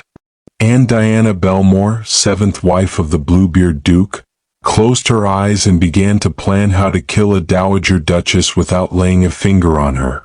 Time became a weapon Diana wielded with precision. Week 1. She appeared at breakfast each morning, always 10 minutes late, always slightly disheveled. A loose hairpin here, a crooked hem there, small signs of deterioration that Augusta catalogued with those dark, hungry eyes. Diana refused the tea with increasingly weaker excuses. "My stomach," she'd murmur, pressing a hand to her abdomen. "Perhaps just toast today." But she always accepted the food, always ate enough to avoid suspicion. And later, in the privacy of the East Wing guest room, she'd force herself to vomit it all back up, just in case. The teacup became her stage prop. She'd lift it, let her hand tremble visibly, then set it down as though the weight were too much.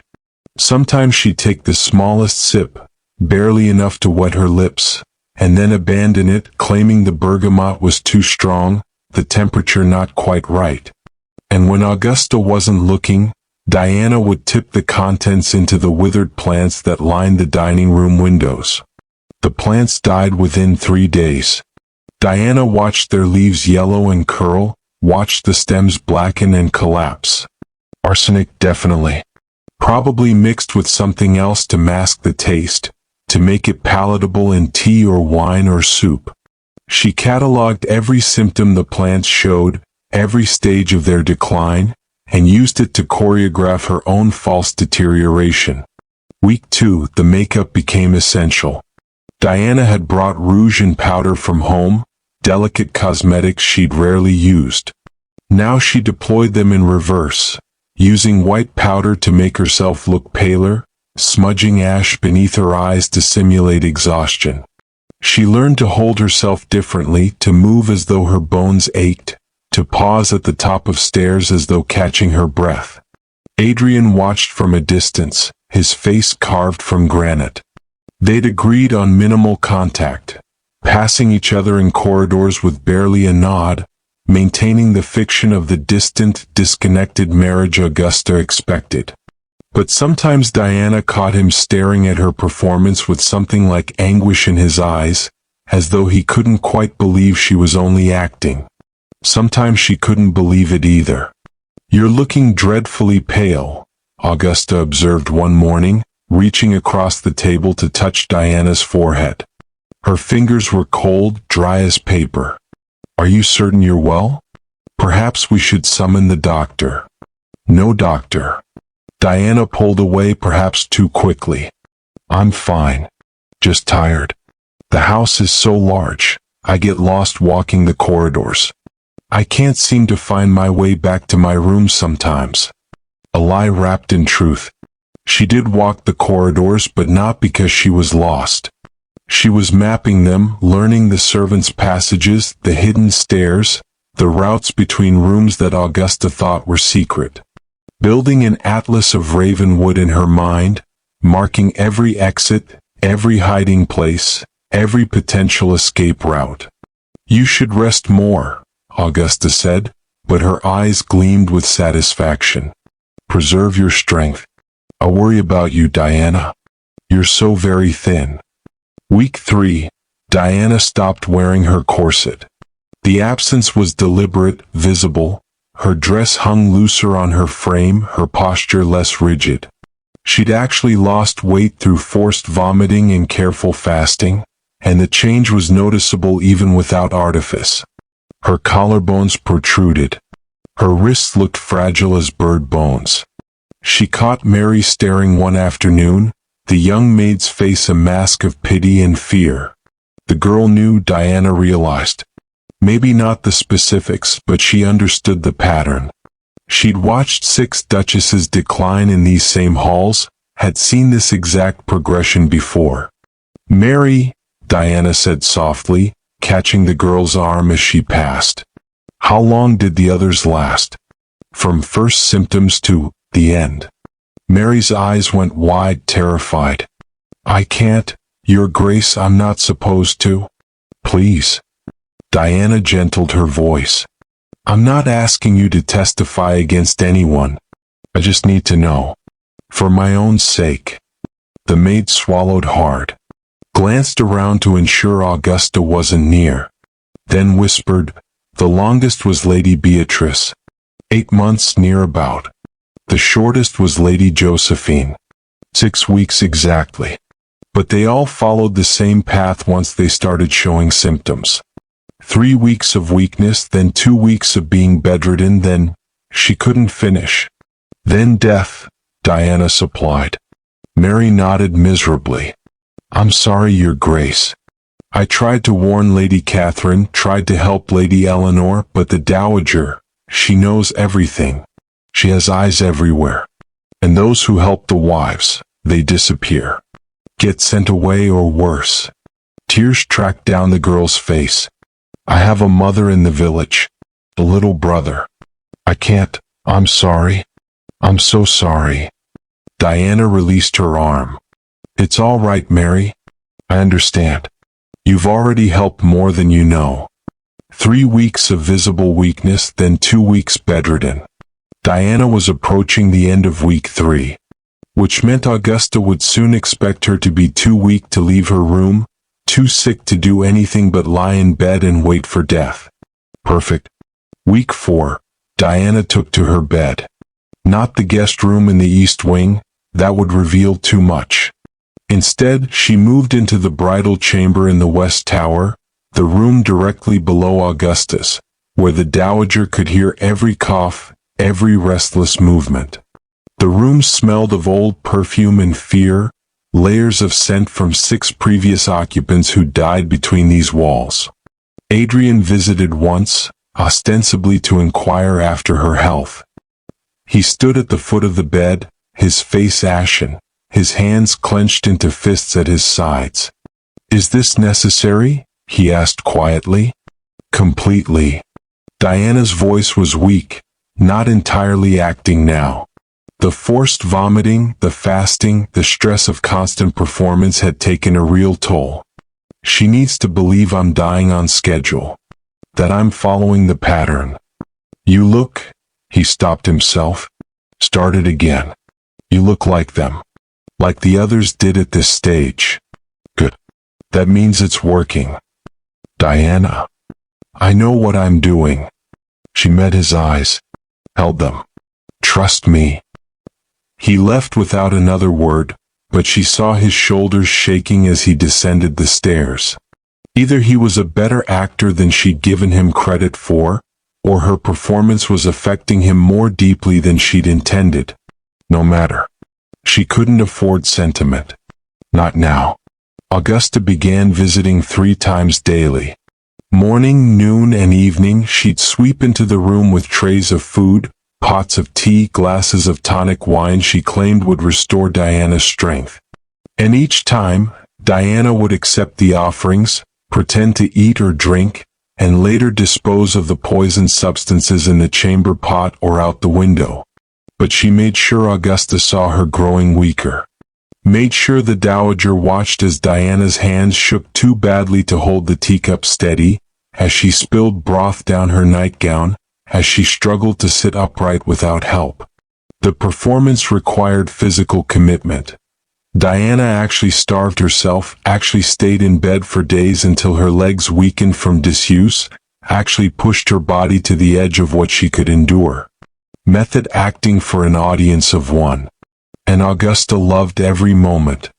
You're putting up such a brave fight, the dowager murmured one evening, smoothing Diana's hair back from her damp forehead. The gesture might have been tender if not for the coldness in her eyes, the clinical assessment behind the touch. But you're fading, dear. I can feel it. Another week, perhaps 2, and she didn't finish. Didn't need to. Diana let tears slide down her cheeks.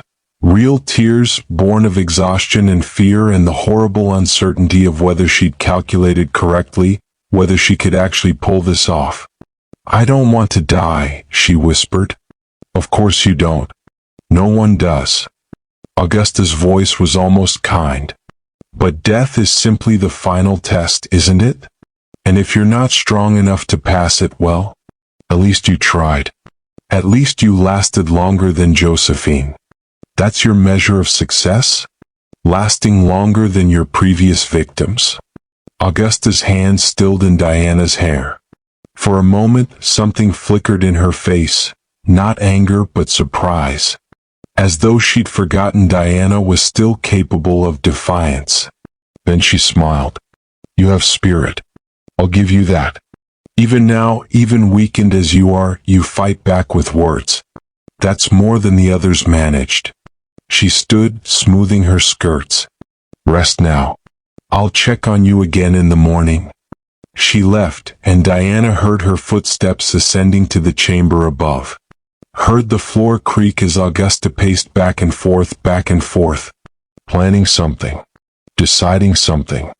Diana stared at the ceiling and counted her own heartbeats, wondering how many she had left. The invitation came on a Thursday. Diana had been bedridden for 11 days, long enough that standing required genuine effort, long enough that the room had started to feel like a cell. She'd pushed the performance as far as she dared, and now her body was genuinely weak, genuinely exhausted. The line between acting and reality had blurred dangerously.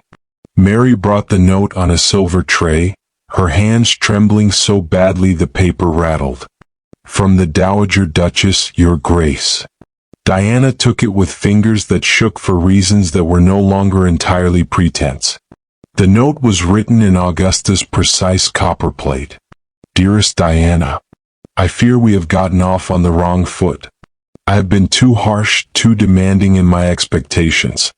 You have shown remarkable strength and I wish to make amends.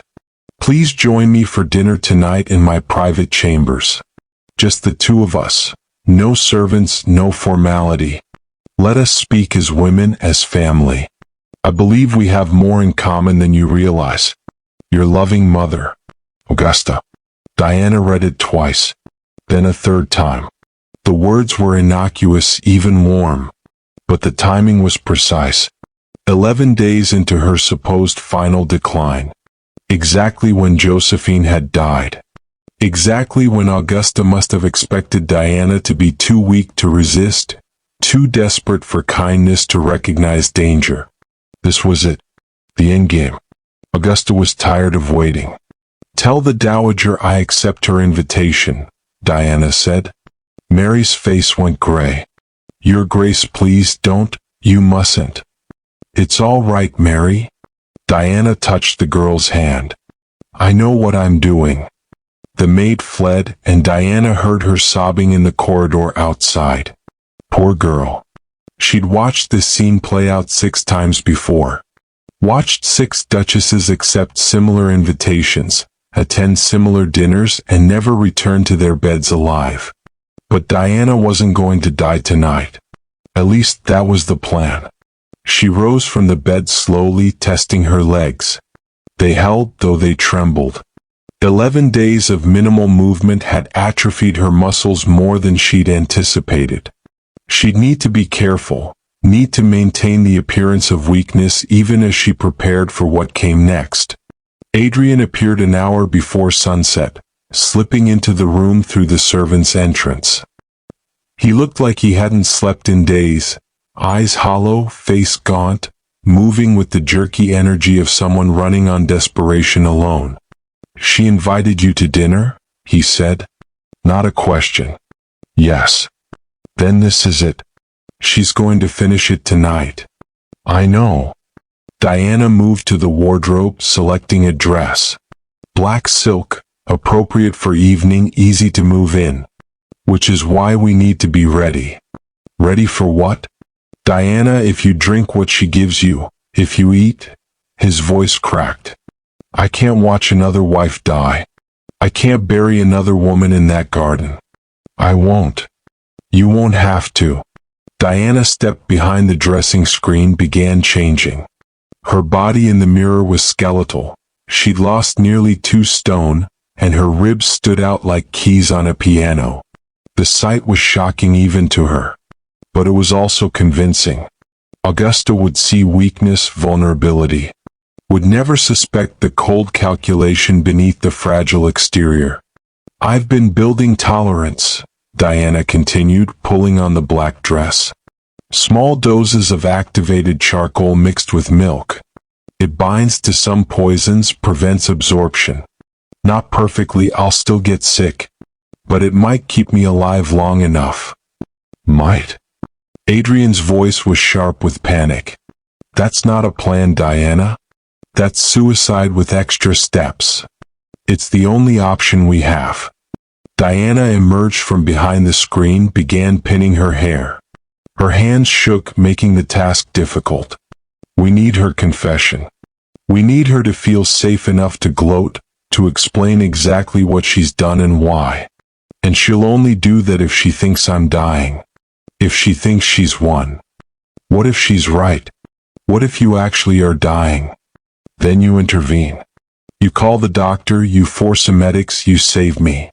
Diana met his eyes in the mirror. But Adrian, you have to let her poison me first.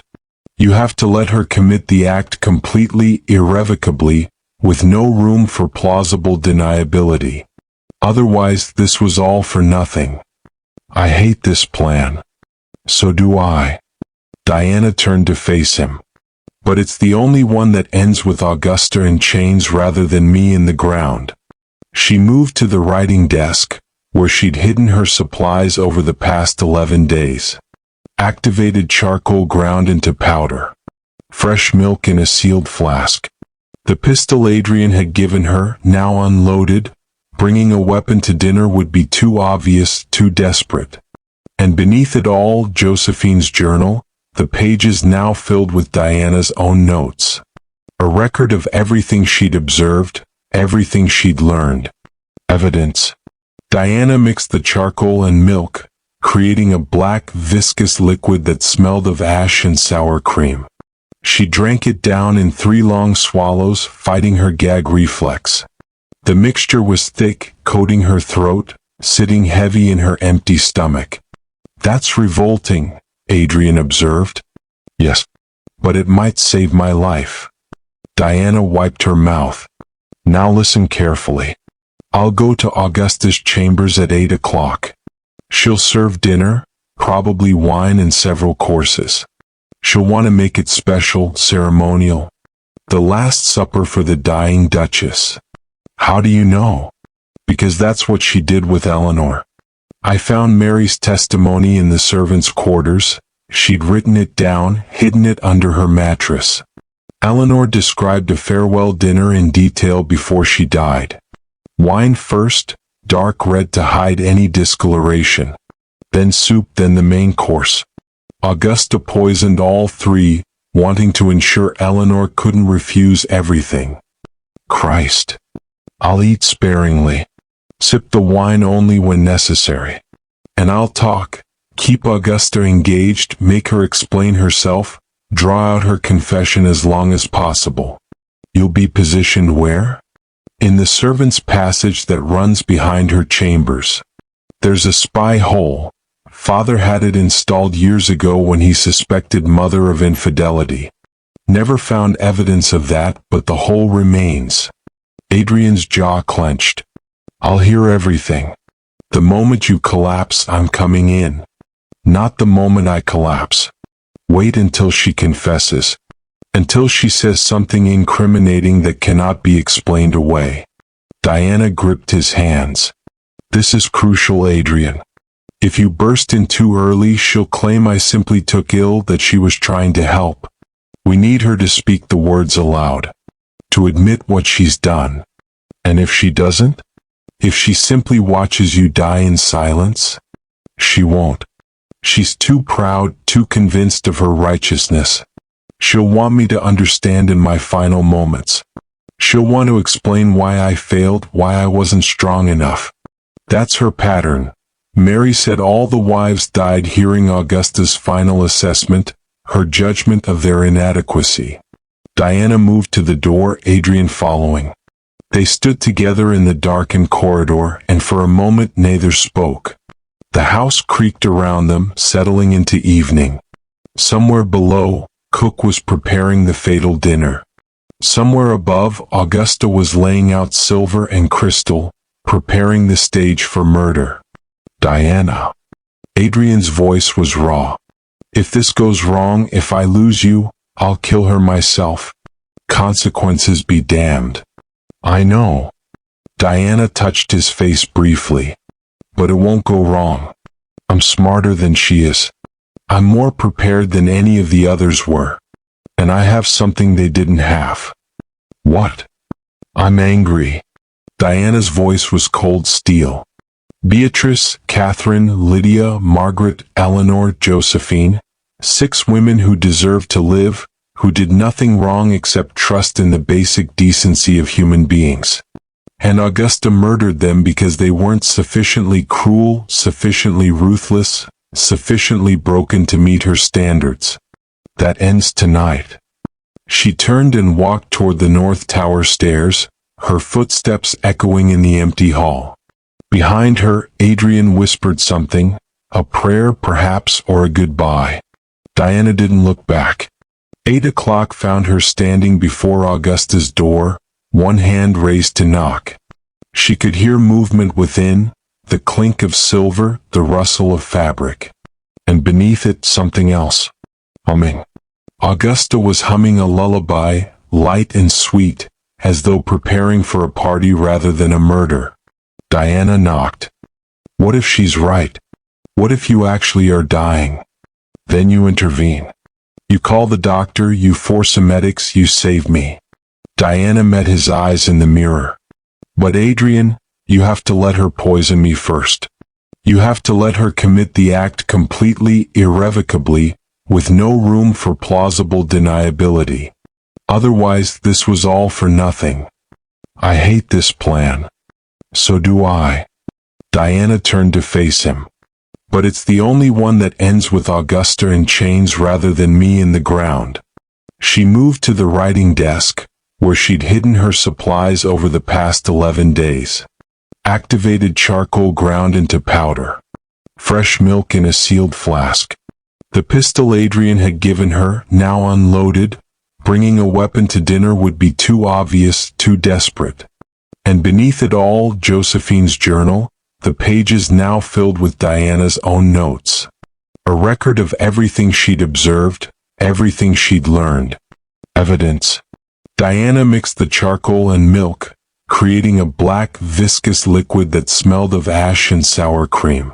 She drank it down in 3 long swallows, fighting her gag reflex. The mixture was thick, coating her throat, sitting heavy in her empty stomach. That's revolting, Adrian observed. Yes, but it might save my life. Diana wiped her mouth. Now listen carefully. I'll go to Augusta's chambers at 8 o'clock. She'll serve dinner, probably wine and several courses. She'll want to make it special, ceremonial. The Last Supper for the dying Duchess. How do you know? Because that's what she did with Eleanor. I found Mary's testimony in the servants' quarters. She'd written it down, hidden it under her mattress. Eleanor described a farewell dinner in detail before she died. Wine first, dark red to hide any discoloration. Then soup, then the main course. Augusta poisoned all 3, wanting to ensure Eleanor couldn't refuse everything. Christ. I'll eat sparingly. Sip the wine only when necessary. And I'll talk. Keep Augusta engaged, make her explain herself, draw out her confession as long as possible. You'll be positioned where? In the servants' passage that runs behind her chambers. There's a spy hole. Father had it installed years ago when he suspected Mother of infidelity. Never found evidence of that, but the hole remains. Adrian's jaw clenched. I'll hear everything. The moment you collapse, I'm coming in. Not the moment I collapse. Wait until she confesses. Until she says something incriminating that cannot be explained away.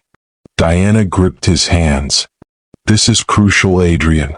If you burst in too early, she'll claim I simply took ill, that she was trying to help. We need her to speak the words aloud. To admit what she's done. And if she doesn't? If she simply watches you die in silence? She won't. She's too proud, too convinced of her righteousness. She'll want me to understand in my final moments. She'll want to explain why I failed, why I wasn't strong enough. That's her pattern. Mary said all the wives died hearing Augusta's final assessment, her judgment of their inadequacy. Diana moved to the door, Adrian following. They stood together in the darkened corridor, and for a moment neither spoke. The house creaked around them, settling into evening. Somewhere below, Cook was preparing the fatal dinner. Somewhere above, Augusta was laying out silver and crystal, preparing the stage for murder. Diana. Adrian's voice was raw. If this goes wrong, if I lose you, I'll kill her myself.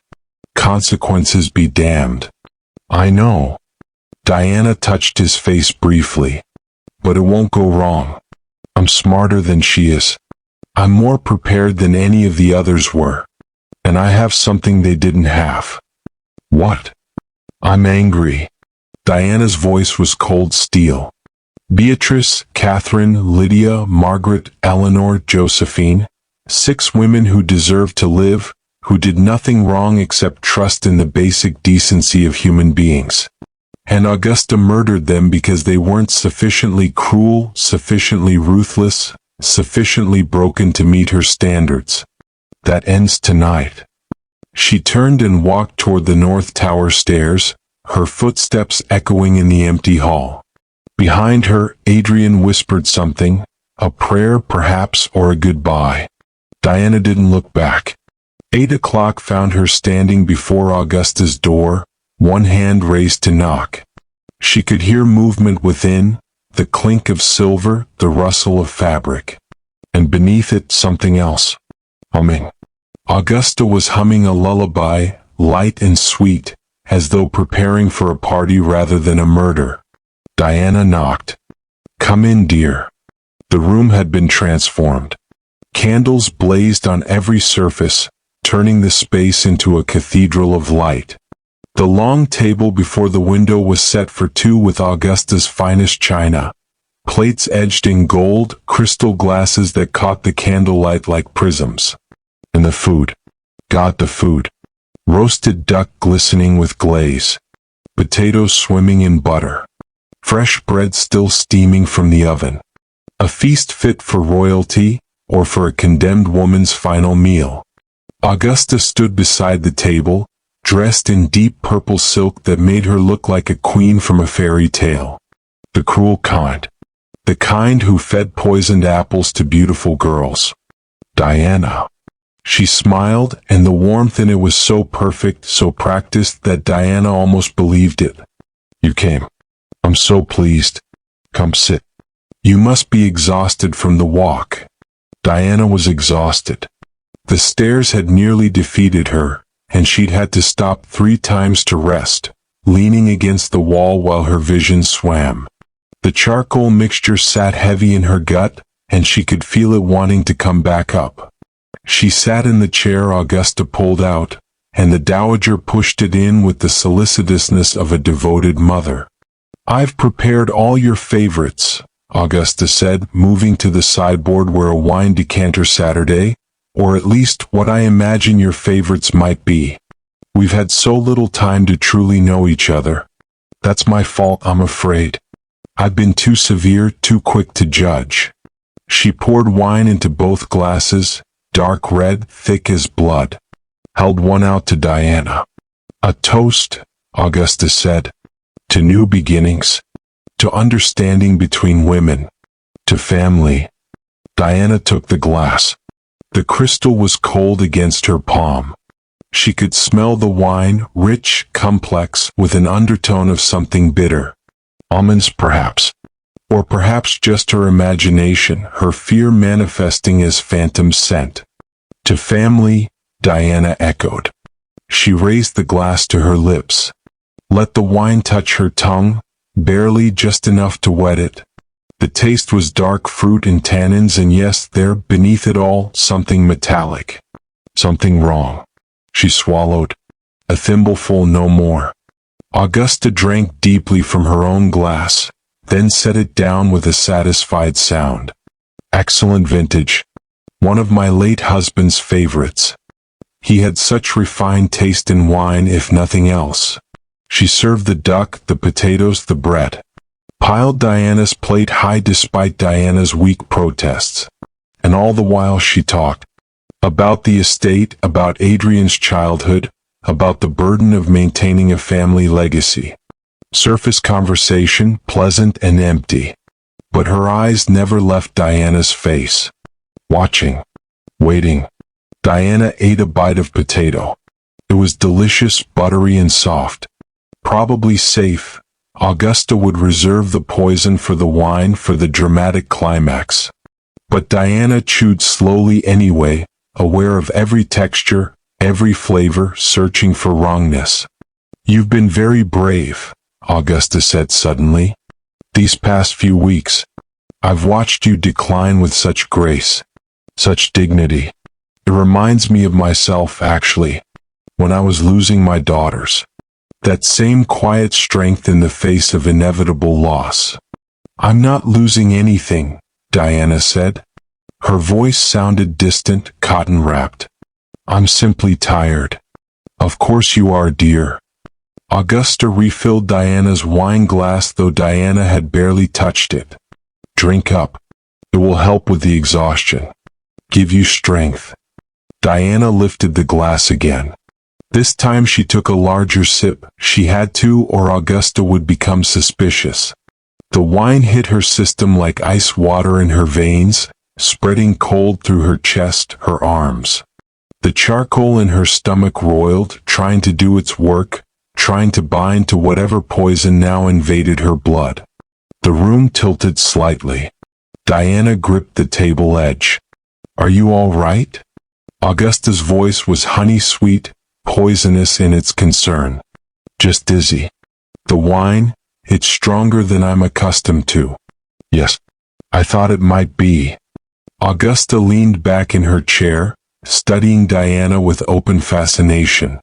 "Tell me, Diana, have you figured it out yet? The real test." "Test?" Diana's tongue felt thick, too large for her mouth. "The wives. What I've been doing. What I'm doing now." Augusta gestured at the table, at the wine, at Diana's weakening grip on the glass. "Has that clever mind of yours solved the puzzle?" This was it. The confession. Diana forced herself to focus, to speak clearly despite the numbness creeping up from her fingertips. "You're poisoning me, just like you poisoned the others. Arsenic, probably mixed with something else. Something to make it faster." "Very good."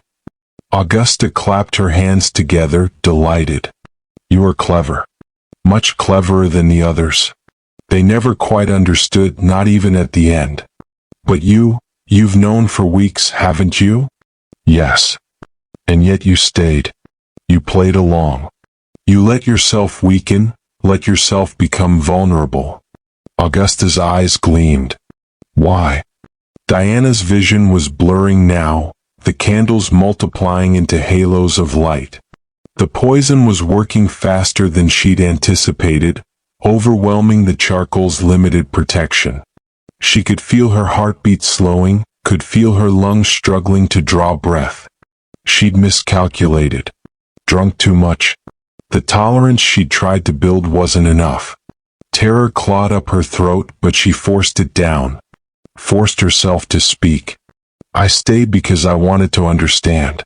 Why you do this. What you gain." "Gain?" Augusta laughed. "I gain nothing. I lose repeatedly. 6 daughters, 3 unborn, 3 wives for my son, all dead because they lacked the fundamental strength required to survive in this family. You cannot understand the agony of watching potential heirs wither and die. Of knowing that your bloodline will end because every woman who enters this house is too weak to endure what the Belmore legacy demands. So you kill them." Diana's words were slurring. "To prove they're weak. To prove they're unworthy." Augusta stood, moving around the table to crouch beside Diana's chair. "If they cannot survive my tests, they would never survive childbirth, child-rearing, the hardships of maintaining this estate. Better to end them quickly than to watch them fail slowly, dragging the family down with them." Diana tried to push away from the table to stand, but her legs wouldn't obey. The room was spinning now, tilting sideways. Her chest felt tight, constricted. Each breath required conscious effort. "Adrian," she managed. "He knows. He'll do nothing." Augusta's voice was gentle, almost pitying. "He's known about every death. Suspected, at least. And he's done nothing but wring his hands and write useless letters and bring me new candidates. My son is weak just like his father. But perhaps," she stroked Diana's hair as Diana slumped forward, her head hitting the table edge. Perhaps the next wife will be different. Perhaps the 8th time will be the charm. 8th?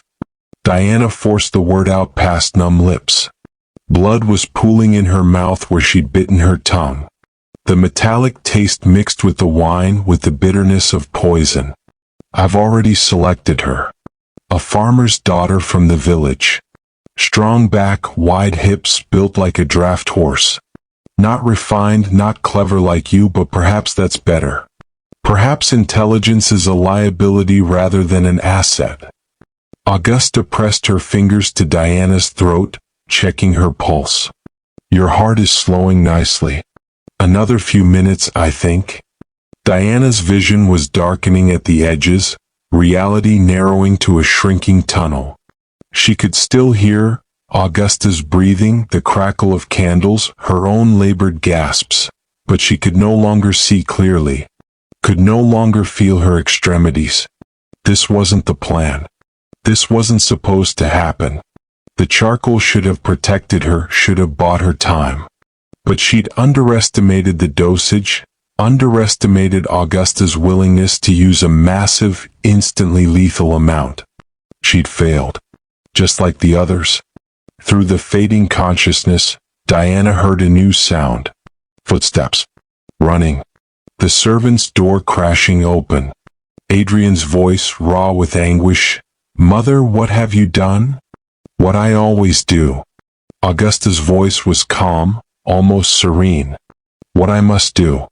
She wasn't strong enough, Adrian. None of them are ever strong enough. Diana existed in fragments. Pieces of consciousness floating in darkness, disconnected from body, from time, from meaning. She heard voices, distant and distorted, as though filtered through water. Pulses barely. Call the doctor. Too late for. She felt hands on her, turning her, lifting her. Cold air against her face. The scratch of fabric against her cheek. A carpet, perhaps, or the floor. Had she fallen? When? Time skipped. Stuttered. Moments arrived out of sequence. She was being carried. Strong arms, Adrian's, she thought, though she couldn't be certain. His voice in her ear, ragged with desperation. Diana, stay with me. Don't you dare die. Don't you dare. But dying felt inevitable. Natural. Her body was shutting down system by system, conserving what little energy remained.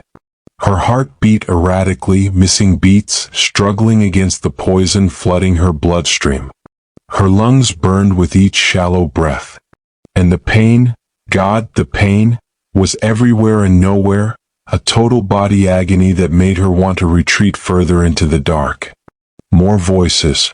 The doctor, perhaps. Clinical, detached. Arsenic poisoning, no question. The symptoms are unmistakable. Can you help her? At this stage? Unlikely. The dose was massive. I'm surprised she's still alive. Diana wanted to laugh. Surprised she was alive.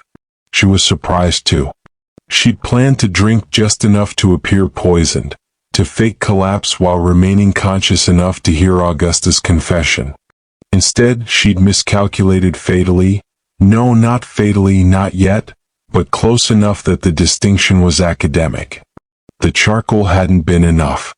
She'd built no tolerance.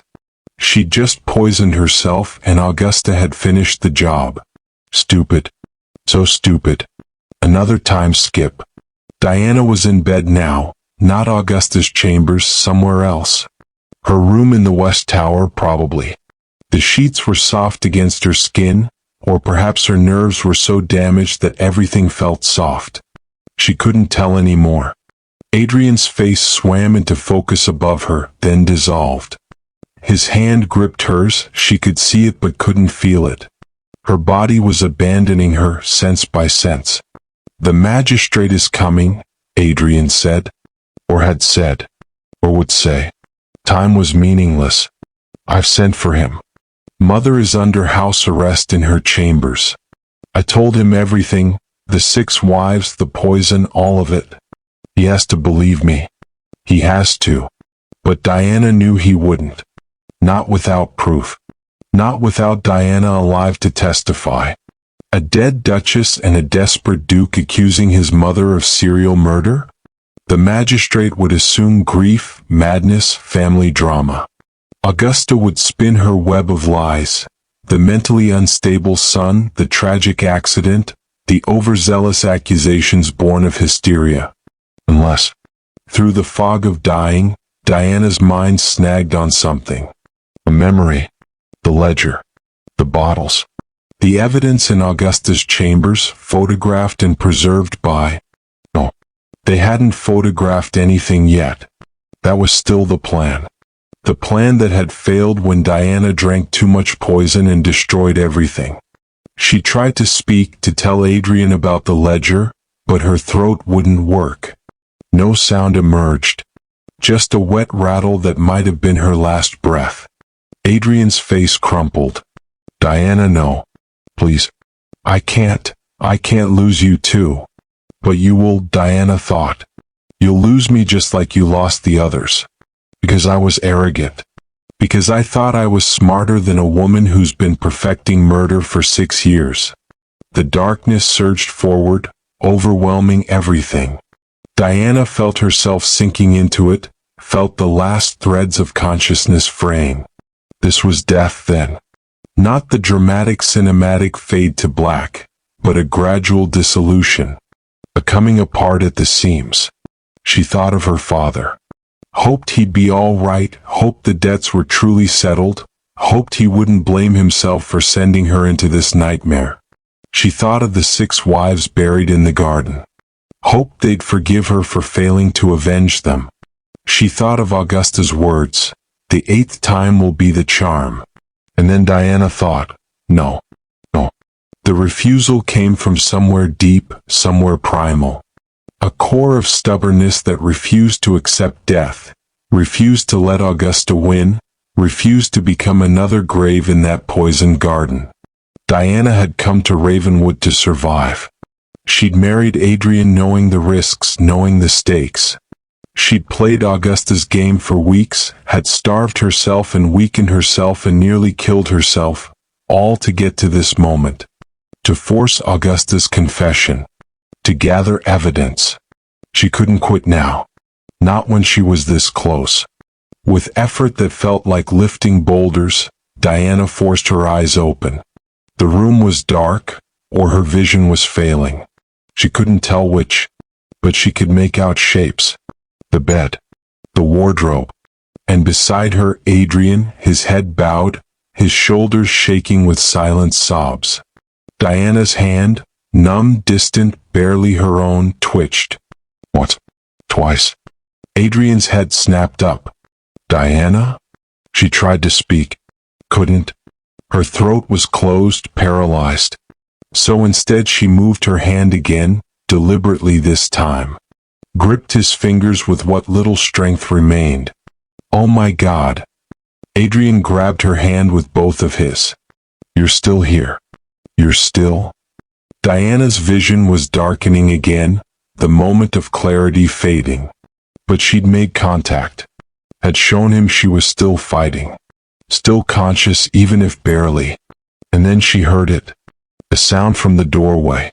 Footsteps. Silk rustling. A voice. Is she dead yet? Augusta. The Dowager stood in the doorway, backlit by corridor candles. Diana couldn't see her expression, but she could hear the clinical curiosity in her voice. The same tone one might use to ask about the weather. Get out.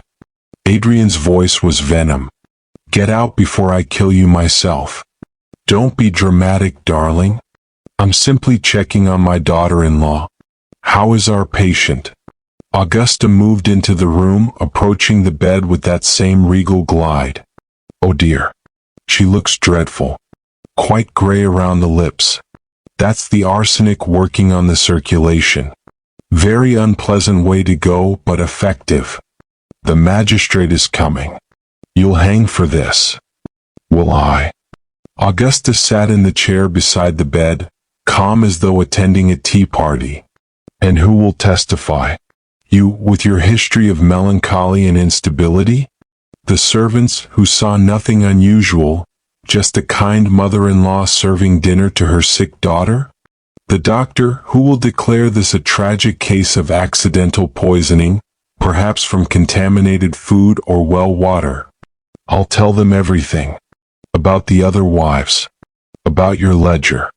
About a ledger that doesn't exist as far as any magistrate can prove. I've already moved it, Adrian. Buried it somewhere you'll never find it. Along with the bottles, the scales, the documentation. All of it gone. She reached out, touched Diana's forehead. Diana couldn't feel it, but she saw the gesture, saw Augusta's fingers against her skin. No evidence. No proof. Just a grief-stricken Duke making wild accusations against his bereaved mother. Adrian made a sound like a wounded animal. You can't keep doing this. Eventually someone will believe me. Eventually you'll marry again. Because you'll have no choice. The estate requires an heir, and you require a wife to produce one. And I'll test the next girl and the next until one finally proves strong enough to survive. Augusta leaned closer to Diana, studying her face. This one came so close. Lasted longer than most. Showed real intelligence, real cunning. I had such hopes for her. Diana's hand spasmed in Adrian's grip. Not intentionally, her body was convulsing now, systems failing cascade. But Adrian felt it, squeezed back, his fingers crushing hers. She's still alive, he said. She can still hear you confessing. She's a witness. A dying witness. And even if by some miracle she survives, which she won't, I assure you, I used 3 times the necessary dosage, she'd be dismissed as hysterical. Poisoning addled her brain, made her paranoid, made her fabricate accusations. I've seen it happen before. Catherine tried to testify against me from her deathbed. No one believed her either. Augusta stood, smoothing her skirts. I'll leave you to your vigil, darling. Call me when she finally expires. I'll need to begin planning the funeral. Black lilies this time, I think. Something dramatic. And we should inter her near Josephine. They'd have liked each other, I suspect. She moved toward the door, then paused. Look back. You were almost strong enough, Diana, she said softly. But not quite. The 7th wife will be better. She left. The door closed behind her with a soft click. Diana's vision was almost gone now, reduced to a pinpoint of light surrounded by infinite darkness. Her heart stuttered, skipped, struggled. This was it. The actual end. No more fighting, no more plans. She'd failed. But before the darkness took her completely, before the last spark of consciousness guttered out, Diana felt Adrian's grip on her hand tighten. Felt him lean close, his breath warm against her ear. And heard him whisper 3 words. She's still listening. The darkness surged up and swallowed Diana whole.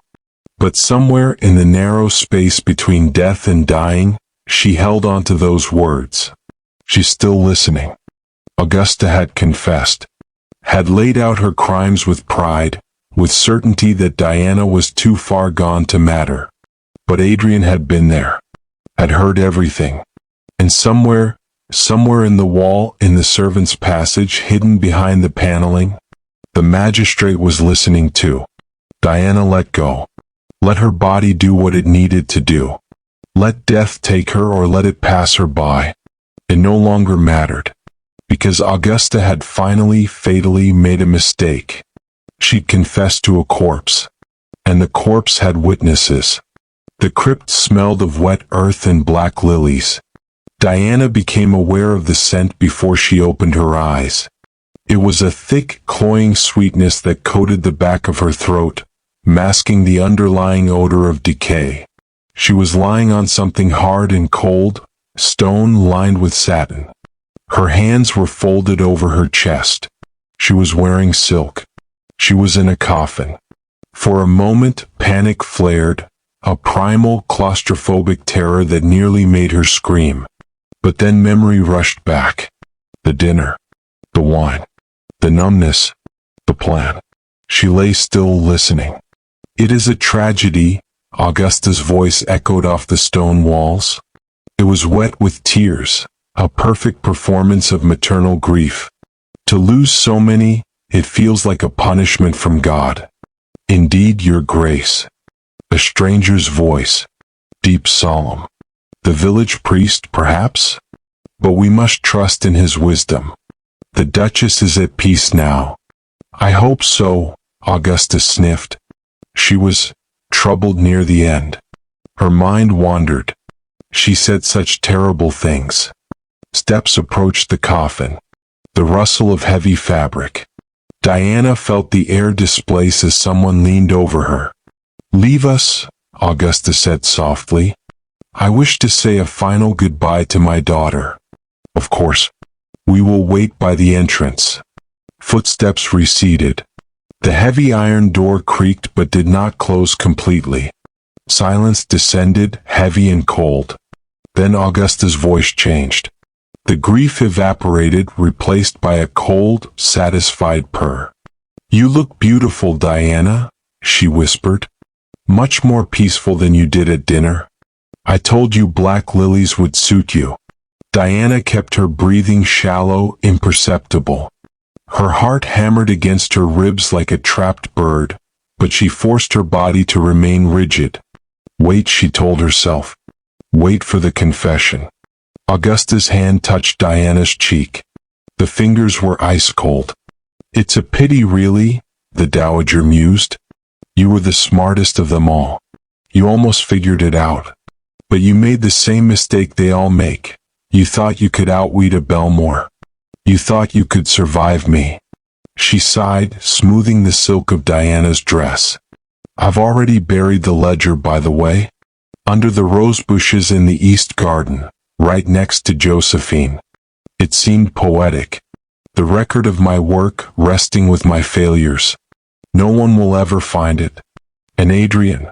Well, Adrian will break as he always does. And by spring I'll find him a new wife. A simpler one this time. Someone who won't ask questions. Augusta leaned closer, her breath stirring the hair on Diana's forehead. Goodbye, number 7. You were a worthy adversary. But in the end you were just another. Diana's eyes snapped open. Augusta froze.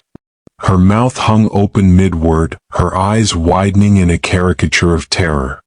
For 1 second she didn't move, didn't breathe. She just stared into the open eyes of the corpse she had murdered. Diana sat up. The movement was stiff, jerky, but undeniable. She turned her head, locking eyes with the Dowager. I believe, Diana said, her voice rasping but clear, I am still the Duchess of Ravenwood. Augusta screamed.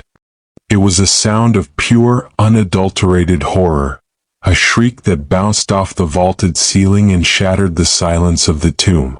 She scrambled back, tripping over her own heavy skirts, crashing into a stone pillar.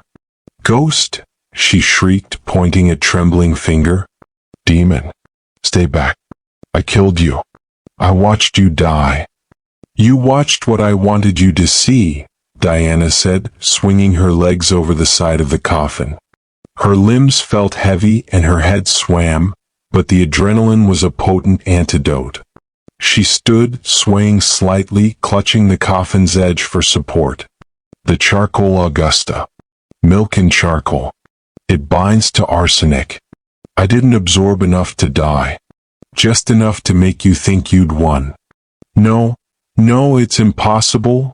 Augusta was on the floor now, scrabbling backwards like a crab, her eyes darting to the exit. You drank it. I saw you. And you confessed. A voice boomed from the shadows. Augusta whipped her head around. From the darkness behind the heavy stone sarcophagus of the first Duke, Adrian stepped out. He wasn't alone. Beside him stood the magistrate, a stern man with a gray beard, and 2 constables. We heard everything, Mother, Adrian said. His voice wasn't sad. It wasn't angry. It was finally utterly free. The poison, the ledger, the rose bushes. This is a trick. Augusta scrambled to her feet, regaining a shred of her imperious composure. She smoothed her dress, though her hands shook violently. My son is mad. He's hired actors. This woman, she's clearly possessed. She's a witch. She is the victim of attempted murder, the magistrate said, stepping forward. He held up a hand, and the constables moved to flank the dowager. And you, Augusta Belmore, are under arrest. Arrest? Augusta let out a shrill laugh. You cannot arrest me. I am the Dowager Duchess. I own this land. I own you. You own nothing, Adrian said quietly. He walked to Diana, taking her arm to support her. His touch was warm, solid, the only real thing in this nightmare of stone. You forfeited your title the moment you murdered Beatrice. I did what was necessary. Augusta spat, the mask falling away completely now. Her face twisted into a snarl. I protected this family. I called the weak. I sacrificed everything for the Belmore name. And where is that ledger, Your Grace? The magistrate asked. The one you just told. Ah, the corpse was buried under the rose bushes? Augusta's mouth snapped shut. Her eyes darted from the magistrate to Diana to Adrian. She realized, finally, the magnitude of the trap. She hadn't just confessed to a ghost. She had confessed to the law. Dig it up, the magistrate ordered one of the constables. The East Garden. Beside Josephine's grave. No. Augusta lunged, her fingernails hooked like talons, aiming for Diana's face. You ruinous little, you should have died. You should have died like the rest. Adrian caught her wrist. He didn't twist it, didn't hurt her. He just held her, stopping her violence with an effortless strength he had never dared to use before. He looked down at the woman who had given him life and then filled that life with death. It's over, Mother, he said softly. The fight went out of her. She slumped, suddenly looking small and frail, just an old woman in a crypt, surrounded by the dead she had created. I only wanted an heir, she whispered. A strong heir. You have one, Adrian said, looking at Diana. But you were too blind to see her. The constables took her arms. They didn't drag her. She walked with her head high, clinging to the last shreds of her delusion. But as they led her out of the crypt and into the daylight, she began to rave. She spoke of tests, of poisons, of a legacy that required blood. Her voice faded as they ascended the stairs, leaving silence in her wake. Diana sagged against Adrian, her strength finally failing. We did it, she whispered. Adrian gathered her into his arms, lifting her from the cold stone floor. He buried his face in her hair, breathing in the scent of life, of survival. You did it, he said, his voice thick with tears. You saved us both. 1 year later. The nursery was yellow. It was the color of buttercups, of morning sun, of egg yolks, bright, unapologetic life. The heavy velvet curtains that had once shrouded Ravenwood's windows had been pulled down and burned. In their place hung light muslin that danced in the breeze. Diana stood by the window looking out at the garden. The rose bushes were gone. Adrian had dug them up himself, turning the soil, planting wildflowers and fruit trees in their stead.